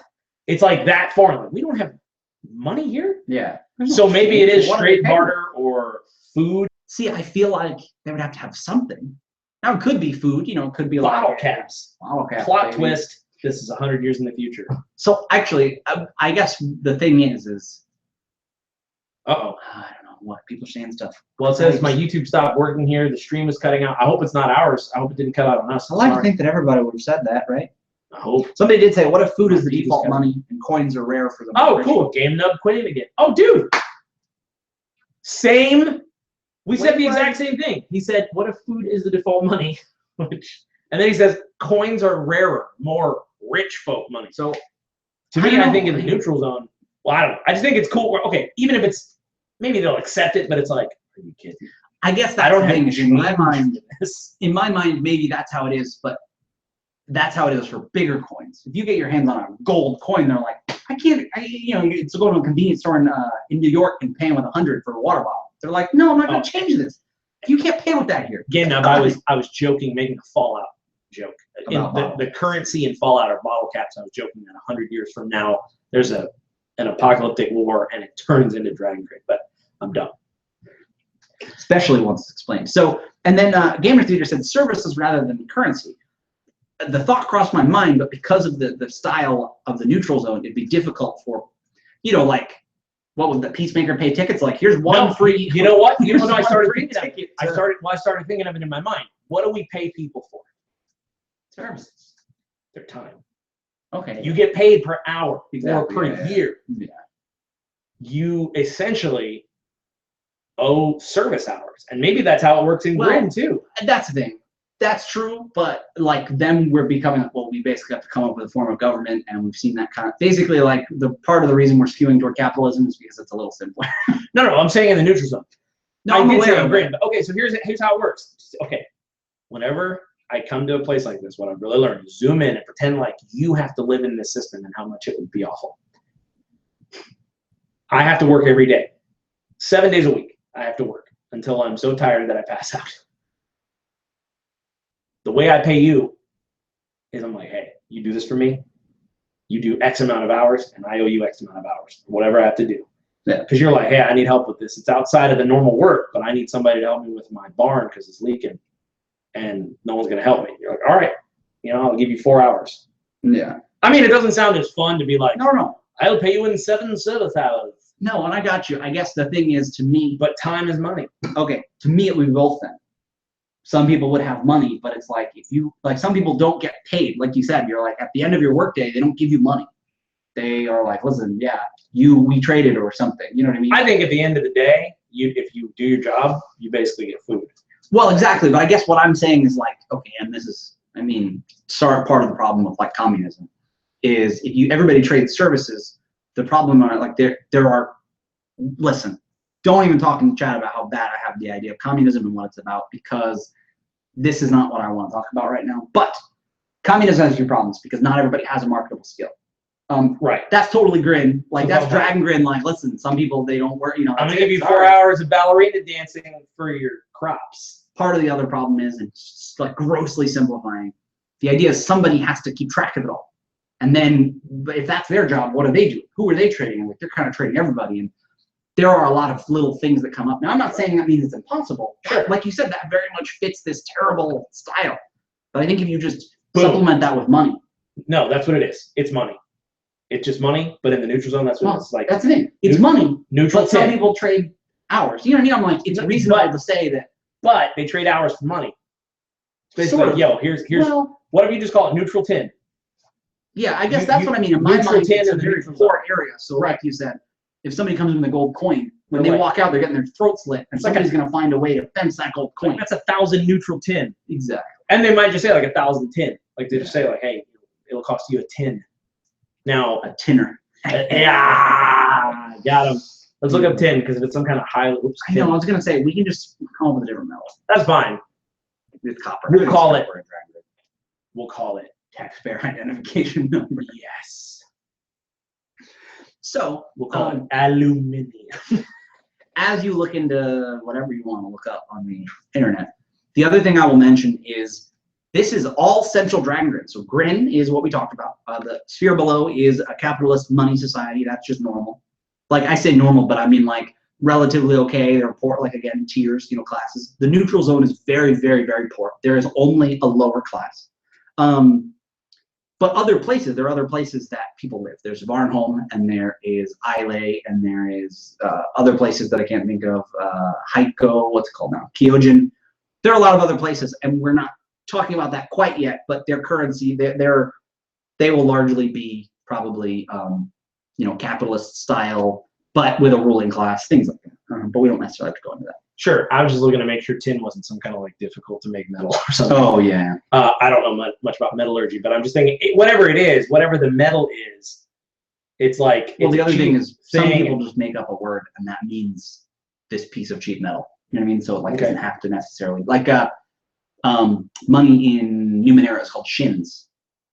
Like Yeah. those little pieces that, I don't know. And that's what it would be. It'd be something like that where in the neutral zone, that's kind of the currency. yeah, it's kind of like if you go to Grim with that, it's like. But bringing it's your like Colombian pesos dollars. where it's like, yeah, you'd have to have Yeah. 1,000 to make a copper piece. It's like the Great Depression always. Dude, Steinbeck era, Grapes of Wrath is happening all up and down, and it's like legit a little. What else is in the live section? Because I really wanted to talk about that, and then we kind of All right, plowed through we got it. another solid hour. If you're with us, thank you for watching. And when I would do this workout video, this guy, he kind of improv sometimes and he shouldn't. So he's like, if you're here, you're here. And I'm like, yeah, no, if I'm what a here. guy. So in the life section, 25 everyday life, or what do you mean? Well, what I'm saying is there were 3 things in the economy. There was economy, blank, and blank, that we were like, this is the section we need to talk about next week. Now I'm like, well, what was that?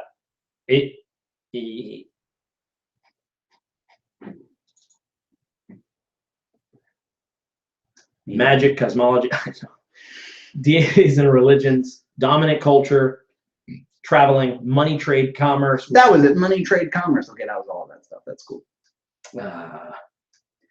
So yeah, the main thing is, so we're mostly covering stuff that is not region specific, because that's going to be a large part of writing the book. So we were talking more overarching stuff before we got super granular into this is how this thing works here. And here's this region, and here's the main thing being Central Dragongrin is like where a lot of the plot is. There's plenty of cool stuff happening everywhere, but that stuff came after, and we have a really good idea of Central Dragongrin. But you were going to say, what else do we want? I was just going to say, in the same way that we talked about imminence being the entire life force, we talked about the bleak being that crazy toxic sludge, and then desolation is essentially this lasting effect of bleak, and it's like this other reality. To me, the old veil still crops up as well, and that is the one of the good things that happens in Dragongrin. Meaning, it's like there aren't old veil storms, anything like that, but there are places where it breaks through, and you'll see that there are thickets or extra lush forests where it's like and to me, just very, like you said, very lush, sort of overgrown parts of the world, like Zaman, right? Is that is a part of that's probably rife with old veil. It's like Zaman is like a sea of trees, though, is the way Tim described it. Like the hundreds of foot trees. Yes, well, it's if you're looking before the ocean of trees starts, that's actually what it's called, the ocean of trees. If you're looking above it, it's this tree line that just goes on forever. You see the canopy, the top of the canopy, and it looks like relatively flat. Yeah, but when you don't see any trees, descend into it, the ground goes forever, essentially, for as deep as you can think, and the trees are that long and huge. So it's almost like going underwater, but trees. So there are varying heights of people can still go in there and things happen, but there are people don't go to the bottom of the sea of trees, but something lives there. And that to me is maybe where the primordials went or something. I just thought. Oh, okay, yeah. Some of the ones that are alive, that's where they kind of hang out. And the sea of trees, if they're poop, that's where they flush the toilet and it goes up. No, I'm just kidding. So the old veil to me still has portions that it kind of pops through, but there's no storms or the old valley. That's what we said. Yeah. So Zaman is a big old valley. It just works so well. Oh, we got him. Right? Sorry, I whispered to Tim like we were not on. Oh. So here's the thing, though, man. I don't know how it all fits in now, but I still think that the Fey Mists should be a part of the Old Veil, in the same way that the Desolation is a part of the Bleak. Because unless we want to go hard right and just say, the Fey doesn't exist in Dragongrin, that is the best place for it to exist. Well, yeah, I guess. Yeah, okay. No, I got you. But I don't know the cosmology of it, other than maybe maybe it didn't bleed out of imminence like the Bleak did. Yeah, no, I don't think so. So you have to kind of tap into it. It is an alternate reality, but you don't, let me put it this way. So you don't get there just by opening a door. It's like well, yeah, just like it would be just like, again, don't know much about the Fae, but in my mind it would be like, yeah, like portals to other planes. Because you probably could make a portal to the Desolation. Right. And you could to the Fae, but like you said, there's no door. There's no hey guys, I need to go across town to the Feywild. Right. So yeah, it's another place, but yeah, I'm down with that. The idea being that more sense. Now the important thing then is we need to decide Talus. Yeah, but I still think the same thing applies. What? That is a portal to the Fae. It just also we've tied it to the Old Veil now in the same way. Aquianus is a portal to the Desolation. Right. but an underwater one. But the idea being that it's still the same thing. We've just, instead of that being portals there, and then also the desolation, and then also the bleak and everything else. It's like we just tied it all together. Right, which makes more sense to me. So it's like the old veil, a part in this that's good is the Famists. Yeah. And to me, that also makes sense because the Titans, there was that thing that they were creating about pocket reality called the Ord Mist. To me, it was their kind of bid to say, hey, look. What if they were trying to, what if part of their plan, they created the Ord Mist on accident trying to get into the Famist to kill whatever the Primordials were using for power. Works for me. But they accidentally created an entire reality when they thought they were breaking through. They thought they were making a portal into the Famist. That works for me. Because, yeah, I really like that. But then that created a whole world, and they weren't like, well, we're just gonna turn it off. No. It's like, we're just gonna switch off this reality. Right. And again, that's like super ancillary side of the Ord Mist. But that's my point. So the Famists are like the Fae part of the Old Veil, but not all of the Old Veil is Fae. And I think that's the important part. I think that in my makes mind, more sense to me. The Old Veil is not a place, but a thing. Right. But the Famists is like the Old Veil. It's more of a concentrated, materialistic. The Old Veil is stronger there. Right. This sort of power and energy is stronger there, but it's not like I'm going to the Old Veil. It's like, no, I'm tapping into the Old Veil more so because I'm in the Famists. Right. Like and to me, that's, I guess, so to me, okay, let's put it this way. Yes. So as you're talking, I got this idea. The Famists are the physical representation of the Old Veil. Exactly. Yeah. It's like, oh yeah, it's not no, like one is in the other. Right. It's more like, no, this is. I really hate to make this. We won't make this parallel too often, but it's to put it simply in context. If the desolation is hell, the Famist is heaven. Sure. Like, not literally. That's not where the angels live, but the idea is it's another place to go, but it's not all the worst. Right. It's like, no, this is a separate sort of place. This is a place untouched by this evil. But it's I don't know, like I said, I don't know. I love it. The Feywild. So let's actually talk about something that I think will be probably wildly unpopular. But to me, this isn't like a half-elf thing. I'm like, really like, unless someone can convince me why this is an awesome idea. Well, I think you're. No, go ahead. What? The important thing is our world. People can run it however they want. But true. I was being a little pedantic and saying the idea is you're not open to trying to be convinced that this particular idea should be changed.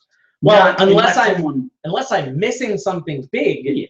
That's what I'm worried about. Like, because in the place I'm looking at right now, there are no angels in Dragongrin. Yeah. There are no people say, like, what about Aasimar? Which is like the half angel or the like, and I'm like, nah. Yeah. That's just not in the world. You can put it in your world, but it's not an official canon. Because the gods are so far removed and their existence is not proven in the world, then the angels, there's no plane of like, oh, it's heaven. And the angels come down with wings. I don't know much about it. It's same with the devils and the imps and the demons and stuff. Right. Fantasy, I don't know much about that either. Sure. But yeah, so I honestly don't know much either, but that's what I'm saying is that supernatural element, I don't that think particular plane is not like here. It doesn't work for me in what I picture Dragongrin.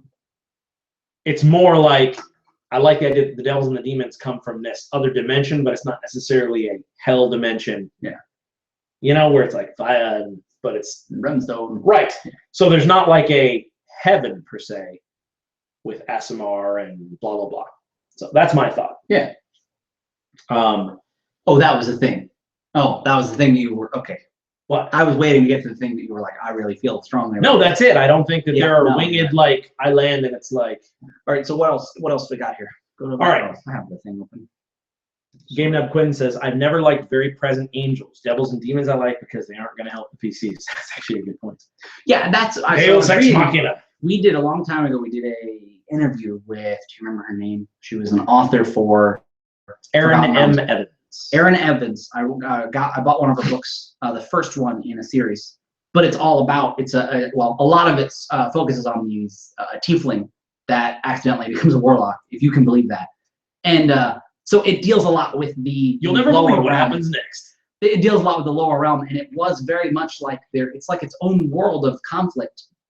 It's not like it's portrayed so often, say in like Christian mythology or theology, or general like, oh well, the hell is like where bad people go and they come up to corrupt people. It's like, no, they got their own stuff going on. Sometimes they come here because people taste good, but it's not like they're not like, oh, we need to go to the earth plane and kill people, or the Dragongrin. They're like, no, we have our own stuff, and it's like more like the Underdark.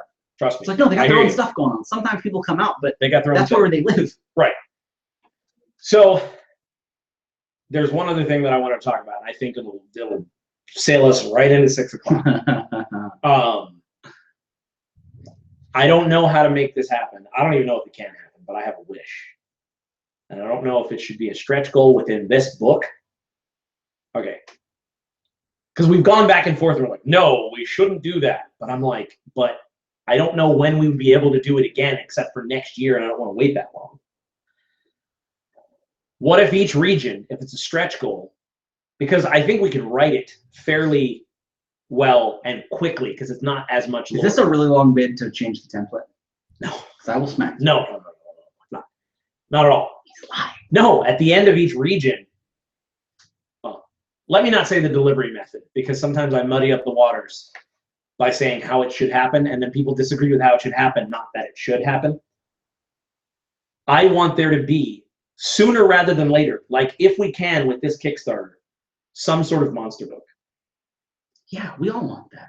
So I know that one of the biggest trouble with Kickstarters is doing multiple books. So I don't think that that would work.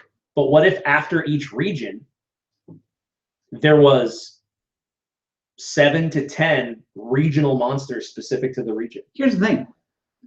I think, okay, so the idea that we want to do a monster book is good for this video. How we do that is not as good, but I will say, like the idea being the logistics of how we as a company handle it. But I will say that I would be comfortable with the idea of making it a high stretch goal and saying that will come out sooner rather than later.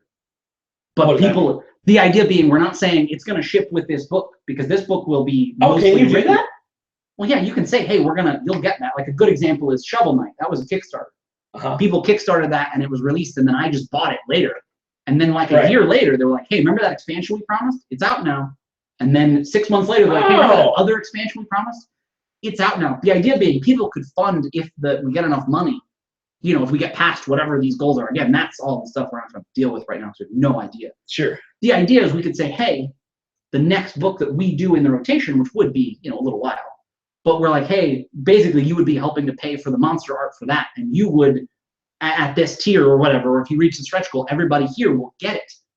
But it doesn't have to be in this book.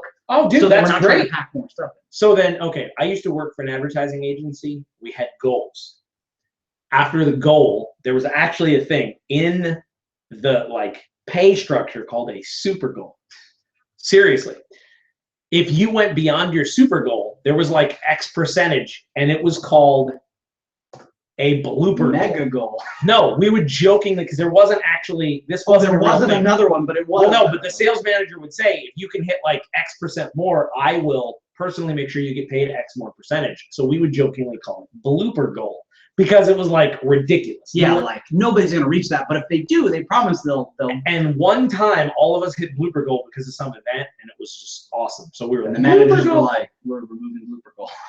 No, they were fine because they made so much money. They're like, right. we'll give you a percentage of it. Yeah. Because they set the bar so high. They're like, listen, if we make this much, we can all have a car. To me, a monster book would be a blooper goal. That's what I mean. I'm like, this is if you blow it out of the water, but it would be but we're not doing that now. We're going to get this Kickstarter done and these books shipped, and then we'll start working on the monster book, because this book is written. Let me tell you, I love writing monsters. So I would be open to working with you during the weeks and just like, hey, throwing out monster ideas and stat blocks and stuff, and having that in the hopper, so that if we did tell people this would come later, before we ever promised them to do it, most of that would also be written. And it would just be a matter of the artist doing the art and laying out the book. But it's like, hey guys, these monsters are written. We know which one we're going, which region. It's a matter of time and money. Yeah, in my mind, if the Kickstarter does so well, and again, this would be the blooper goal. We're like, guys, we don't expect this to happen. A monster book will happen for Dragongrin, no question. Right. But if we really just blow it out of the water again, that could mean $10,000. We don't know. We don't know what the idea of what we're working on that. We're writing the book first. But the idea is that if we reach that much, we could, and again, this is if we talk to the other two people we work with who are not sure Dragongrin, if they're like, yeah, we'd be fine with one of the Kickstarter goals being that's the next book we do. You know what I mean? That would be possible. But again, those logistics are something that we're not able to really decide. So sure, and that could work. I can tell you that what I would want to do is take, okay, most monster books are laid out in alphabetical order. The problem with that is they have so many crazy funky names that while that seems like the most beneficial, it is super rare, except for a 5th edition core monster manual, that I'm looking for a monster by name. And that's fair. I got you. So what I would say is, spitballing now, the regions of the book, because it's a Dragongrin monster book. Yeah. They would be divided by region, and they would be by challenge rating from smallest challenge to highest challenge. In each region. In each region. Yeah. With the index having an alphabetical listing. Yeah. So that you get right. So you just flip flop. Because to me, I've always been like, I get it. It's alphabetical, but I don't know to look for the alphabetical. Yeah, you're like, no. I'm like, I'm looking for a challenge rating for a monster in the desert. Yeah, if you're running something in Varnholm, you're like, let's just look at the Varnholm monster. Exactly. So that's the first half of the book, or the first part of the book. So Game Nub says, I want to tell you one more thing. Okay, go ahead. Okay, this is important. No, don't read the chat. Okay, you said the thing. We'll get to the chat in a second because you've made me stop. Okay. So what I was going to say is that the first part of the book is that. The second part of the book, what? Keep going. Right. I'm trying to think of how to say it. The second part of the book is the idea that you had, which is the common man's guide to slaying monsters in Dragongrin, or whatever you call it. I think that's going to be a different book. Why? Because those monsters. No. Those bad idea. Okay. Well, what I'm saying will never finish here. We'll talk about that later. Okay. That is a different Dragongrin book because those monsters. I have a different vision for that book than you do. That's not a Dragongrin monster book. No. It's a different story. That's what I mean. I'm like, let's not talk about that now. That is, we'll have to talk about it. We'll have to really hash that out and decide what your goal is and what my goal is. That's why you make both and put them in the same book. Just like, okay, just like Bolos doesn't have a separate book for monster races. No, I'm aware. That's fine. And maybe it will all be the same book. But I think that I would want to focus hard if we were doing like a bestiary style book. That would be what it is. That we would do a bestiary style book, and some of the monsters I had ideas for would be in there, but that's a different class of monster. The book that the monster hunting and Dragongrin book would be mostly like high challenge rating, sort of. I'm having a really hard time describing it, but the idea would be they would be more like mythological creatures. They would be your Minotaur, but not necessarily like, yeah, there's a horde of Minotaur. It's like, no, this guy does this thing. We can figure that out, but I think that now is not the time to talk about that because we never really talked about, like, we were never really on the same page for what I wanted for that book. Okay. So I think that before we make that or consider making that decision, we'll figure that out. No, that's fair. I guess what I'm saying is whatever you have for it, you can make it whatever you want. But is there any benefit, because it can be whatever you want, is there any benefit for keeping it for another book when we're going to do a monster book? Yes, because I feel like they would be separate, and I feel like basically the idea is these monsters would be more fleshed out than the monsters in the bestiary to some degree. That's okay. And so that's the thing. Then so here, and the other problem, and this is something somebody said, is the talk thinkers at their finest. This person said, "You're so right. That's what these are about, baby." So in my mind, maybe. But I guess that's what I mean. I don't want to push you for it, but I'm like, you're talking this book might never happen. And that's fine. But I'm not. I know. Here's what I'm saying. You're saying it might never happen, but I'm like, no, it just means it goes on the schedule for next year. But it already is. Like, it's already not on this year's schedule. Yeah. So what I'm saying is I'm not sad to see that not get made soon. But the important thing is, because then you have the content I wanted for that book would fit maybe at the end. But then you have the books, the monsters in whatever order. People already disagree that they should be in regional, though I agree with you, and we'll decide that, and we're gonna get to the chat when we're done. But somebody said, I don't remember. That's why I said that. But the idea that then these monsters would be separate, because while they might be in a region, I don't see them as being region specific. This would then be either challenge rating or alphabetical. So maybe, but I'm like, logistically, even if we worked on them at the same time, they'd be two separate books. Not two separate books in the idea that they would be like, but I'd be like, no, this would be its own. I thought it was really cool that it's like, hey, there's a really cool monster manual divided by region, and then they do this really interesting thing in the back where it's a monster hunter's guide, and it highlights 8 monsters and goes really into detail and has all these different monster hunting things. So it's like all these monsters and then this really interesting thing in the back. I know, in my mind, I'm like, the only difference there is they did that, and then they also have another book that's this. No, even if, again, we worked on them and released them at the same time, they would just be separate. They would be separated by a cover. I guess so again, we can talk about sure, and that's fair. And I'm not trying to press you too hard, but no, and I get that. That's what I mean. I'm like I said, I don't think that conversation is right for this because because we just had it. No, I'm just kidding. Sort of. I mean, when we talked about the monster hunting book, something you said made me realize that you had a different idea of what it was than me. Gotcha. And so I was like, we're gonna cross that bridge when we get there, and I'm not at that bridge yet. Fair enough. So we can talk about that right now if you want. But first, I want to talk about who said it was a bad idea. Well, they basically. Who's they? Okay. Nope. Where the hell did that go?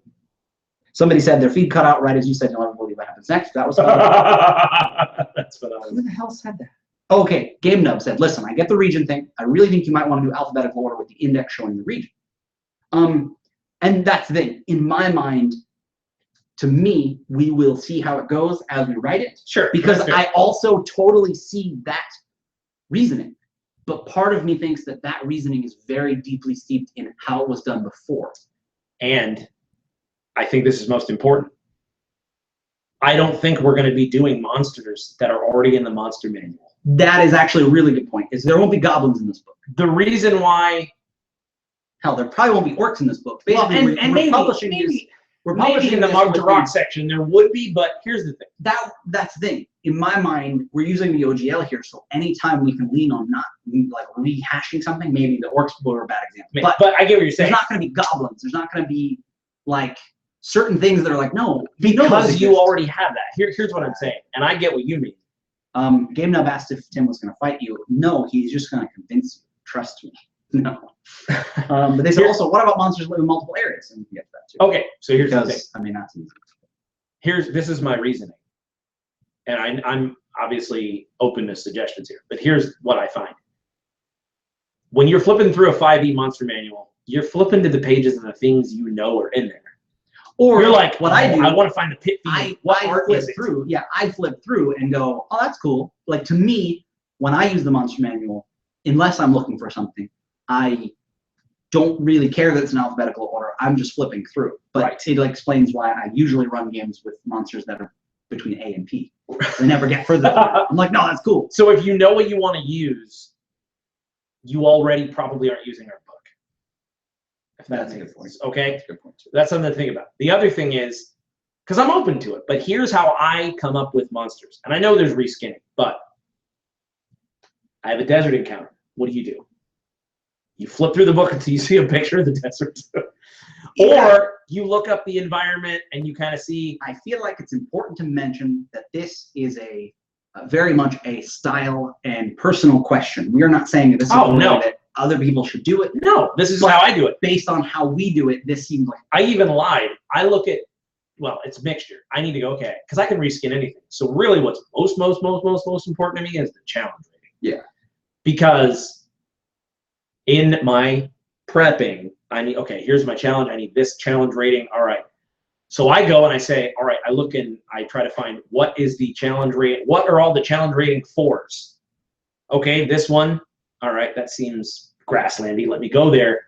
So to me, it would be super easy. But when we say region, understand that most of these regions are a very starkly different biome or style. Yeah. So it's not just like grassy Europe region.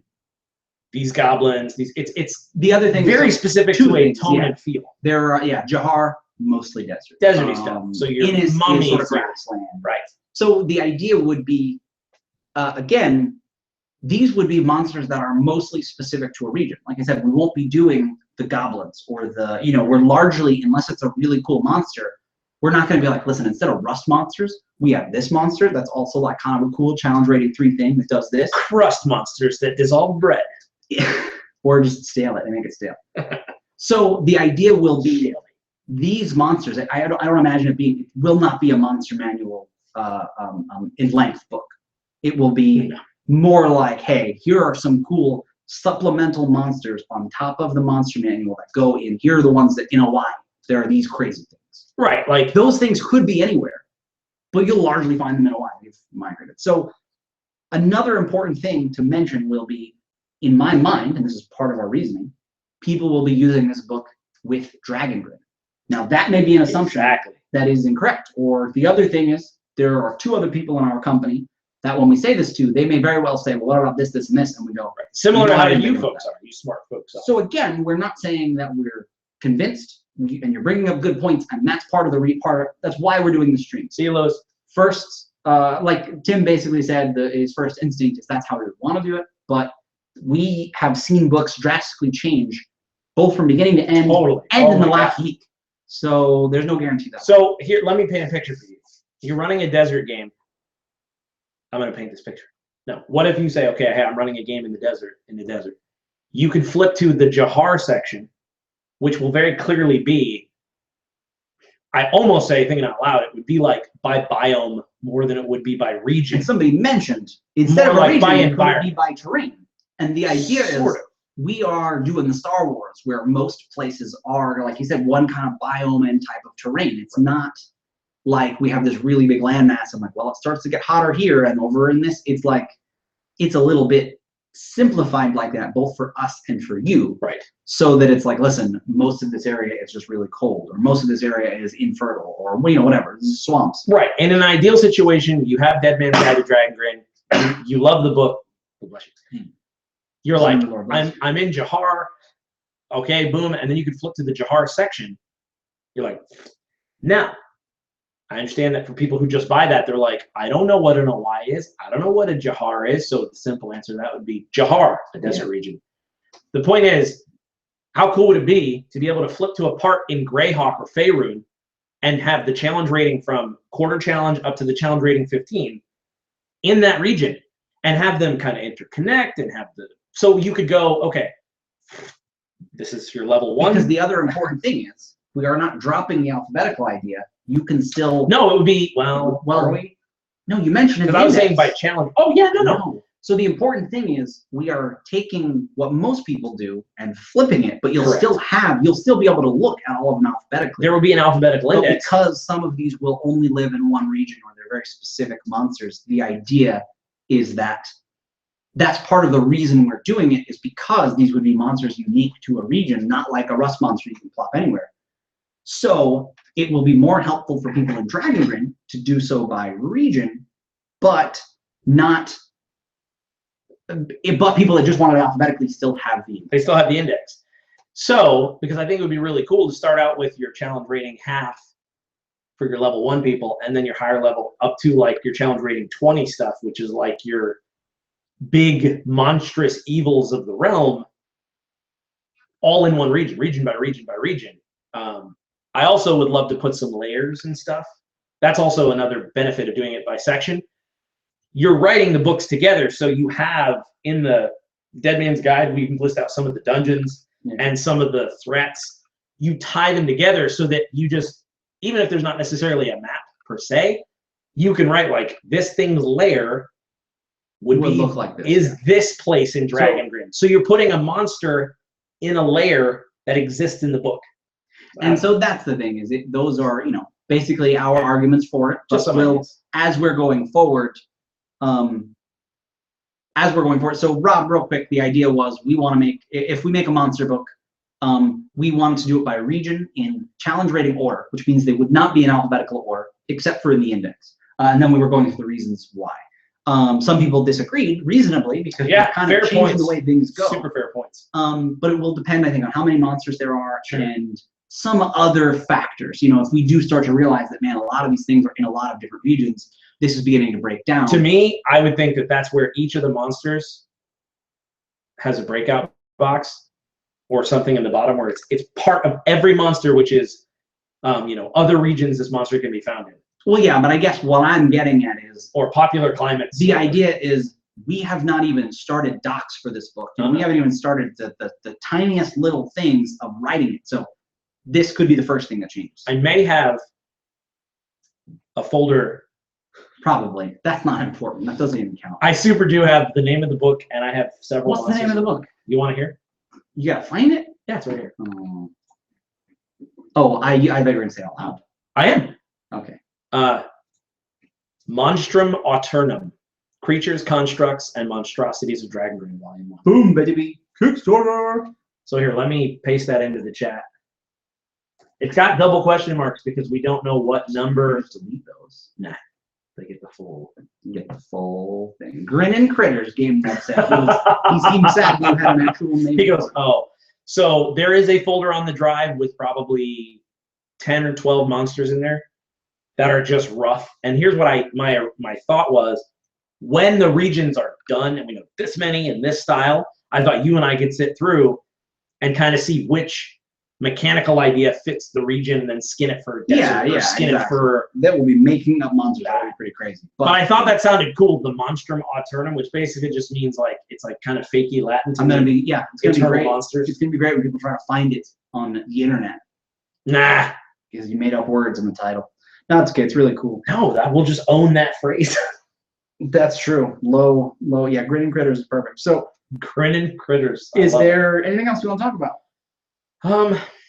You want to like come up with something to argue for the next 15 minutes? Like we could just have again. But this, you know what? I will say this. First of all, I thought of this way before when I did it, and we're talking about the Dismembered Lord.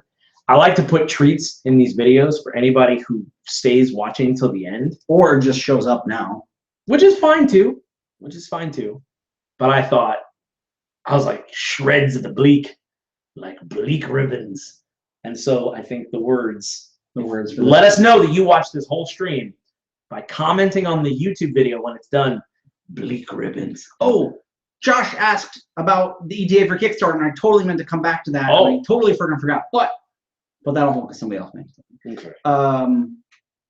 Matthew Bennington said, why not have more than one index, one alphabetical, and one by terrain and one region? Well, I was going to say, the important thing is we may have more than one index because alphabetical is helpful, as well as people like challenge rating indexes. Like that's a thing that I don't use them that way, but some people do.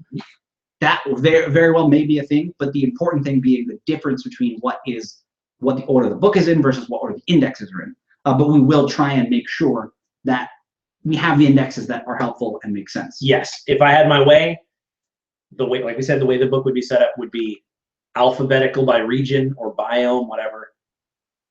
The monsters in there in order by challenge rating from lowest to highest, and then indexes galore of alphabetical, challenge rating, and environment.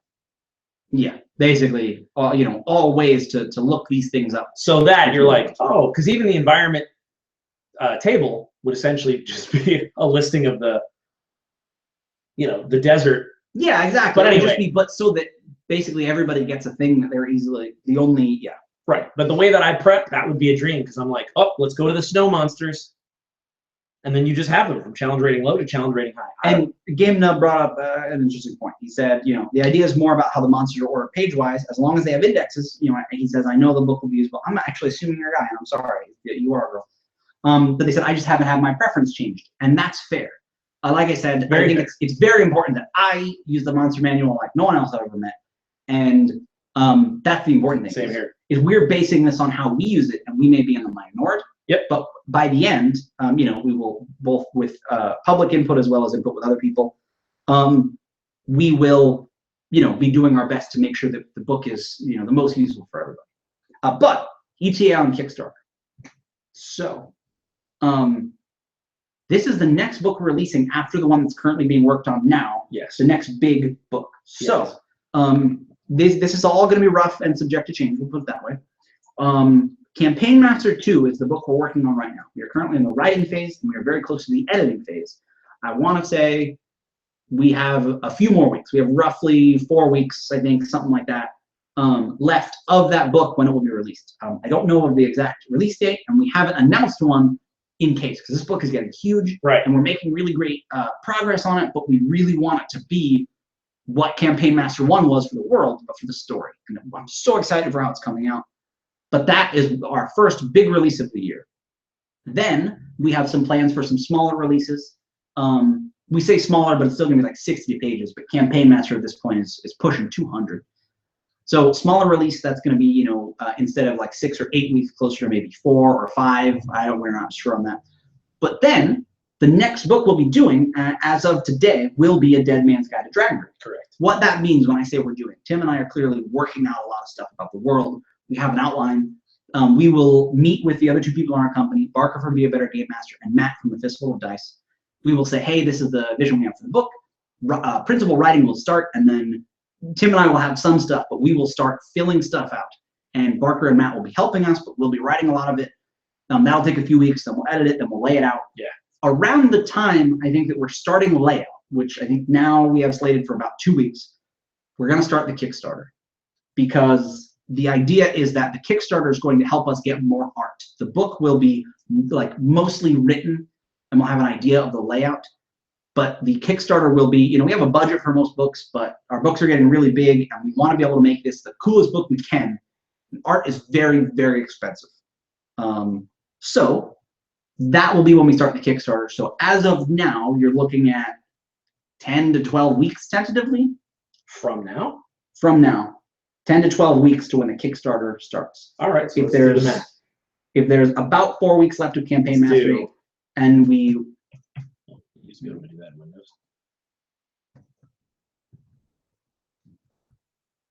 So maybe the end of May, June. Because yeah, if we have 4 weeks of Campaign Master left, and it takes roughly 8 weeks to write a book, -2, because we'll be starting the Kickstarter with 30, maybe -1. So yeah, May, you said? May or June. May or June is likely when we'll be really pushing the Kickstarter a lot, and it will start, and you'll see it. And by that point, we'll have a really good idea of what the book is. You know, we'll have it super fleshed out and written. We'll probably do a few more of these between now and then. Yeah. Well, I honestly, if it's okay with you, I think, you know, if you guys want to watch this, great. But literally, with our laptops pulled up like this, I think unless there's anything else we didn't talk about to really hash out, now we start going through the regions and actually typing stuff in, writing them out, not fully, because there'll be an editing phase and so on, but it's like, okay, so something beautiful, let's do da, da, da. Yeah. And we literally write this book. So to me, that actually works really well, because there are 12 weeks and there are 12 regions. So if we did a region a week, essentially close to, we'd be close to having everything done when the Kickstarter starts. Exactly, yeah. Now there'd be other stuff that we have to do in between. And things that might change, or like you said, smaller supplements, get Right. Campaign Master ready. And we might not write. But Sunday is like our time of when we do stuff. When we sit and write together. So, and it might not be a region every week. It might be like, hey, you want to work on the Typhons? Cool. Yeah, you want to figure out what goes there, and we might be like, oh wow, that was knocked out pretty quickly. We got a lot of that written. So cool. So, well, somebody said something that earlier, but I apparently scrolled way up. Oh, so Game Nub, this is back on the monsters, but he said this way earlier. He didn't bring it back up, but I wanted to because I missed this part. He said, won't folks ideally learn your monsters like a real manual? I'm more convinced than not at all now, though, I admit. I don't know, that's not the one I was trying to read. They mentioned... And I'm not going to fight you. I saw that again, so he said...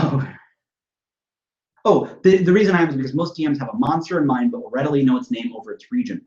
So I think the important thing is what we've learned in publishing books is that we like to think that people really learn our stuff, but these will be brand new monsters that we come up with. So it will be a long time before they are just sort of generally known. So basically somebody that gets the book will likely learn about seeing those monsters for the very first time and learning it by region before they ever know what the monsters are outside of that style. And I don't think there's much of a difference between flipping through the book to find the Rakshasa and going to the final pages of the book, Rakshasa, yeah, and exactly. 28. But in my mind, that's the important thing, is people won't know. The beauty of the monster manual is, like Tim said, you know there's a Rakshasa in there. Yep. You know there's a dragon section. That's going to be a under pit fiend. and all So that the stuff. idea is we are skewing away from alphabetical because some people or nobody but us will know what those monsters are until this book comes out.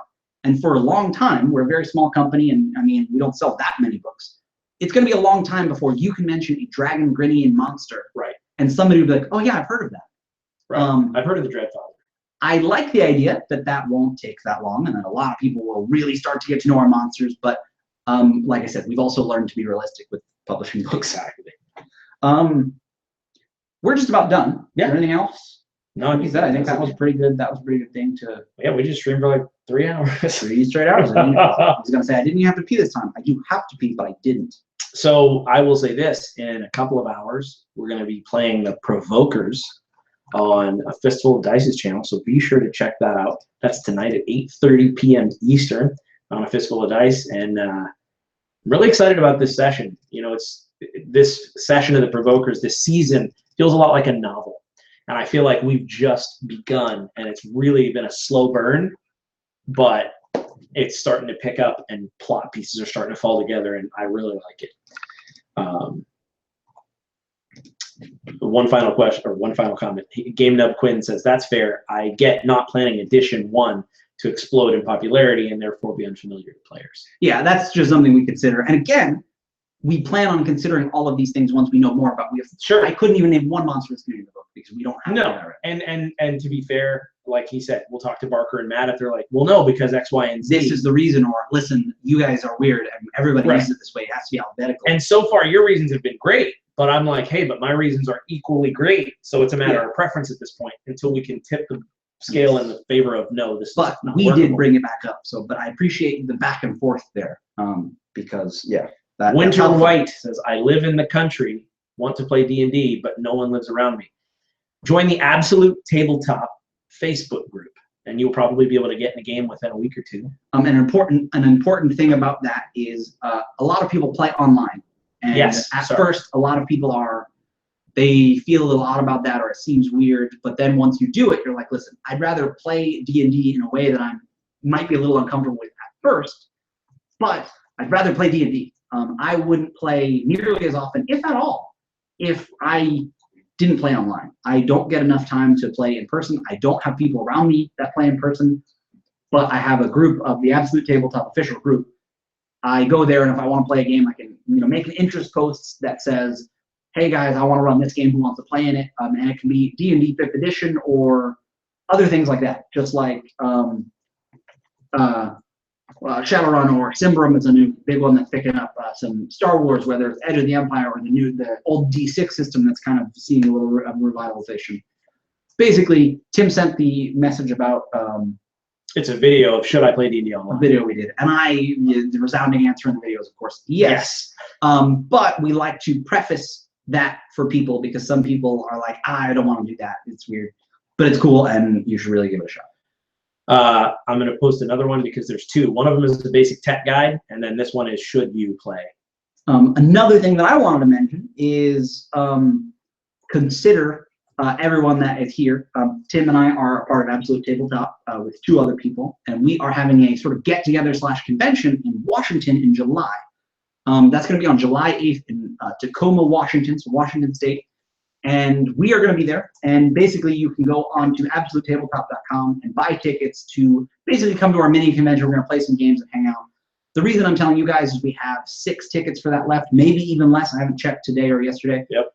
But the idea is if that's something it's almost sold out. Yeah. Exactly. If that's something you feel like you want to do, you can get to Washington if you want to see our dumb faces in person, or if you're in the area. That's then a lot of people are just like, listen, I'm right around here. So hit up absolutetabletop.com and you can find the tickets on there if you'd like to come. Yes. And Alexia, you do not have any, Josh, or what you're looking at already answered, but no, Provoker Season 2 is standalone. You absolutely can jump on anytime. And honestly, between recaps and context, it's a fun time no matter how much of it you've seen.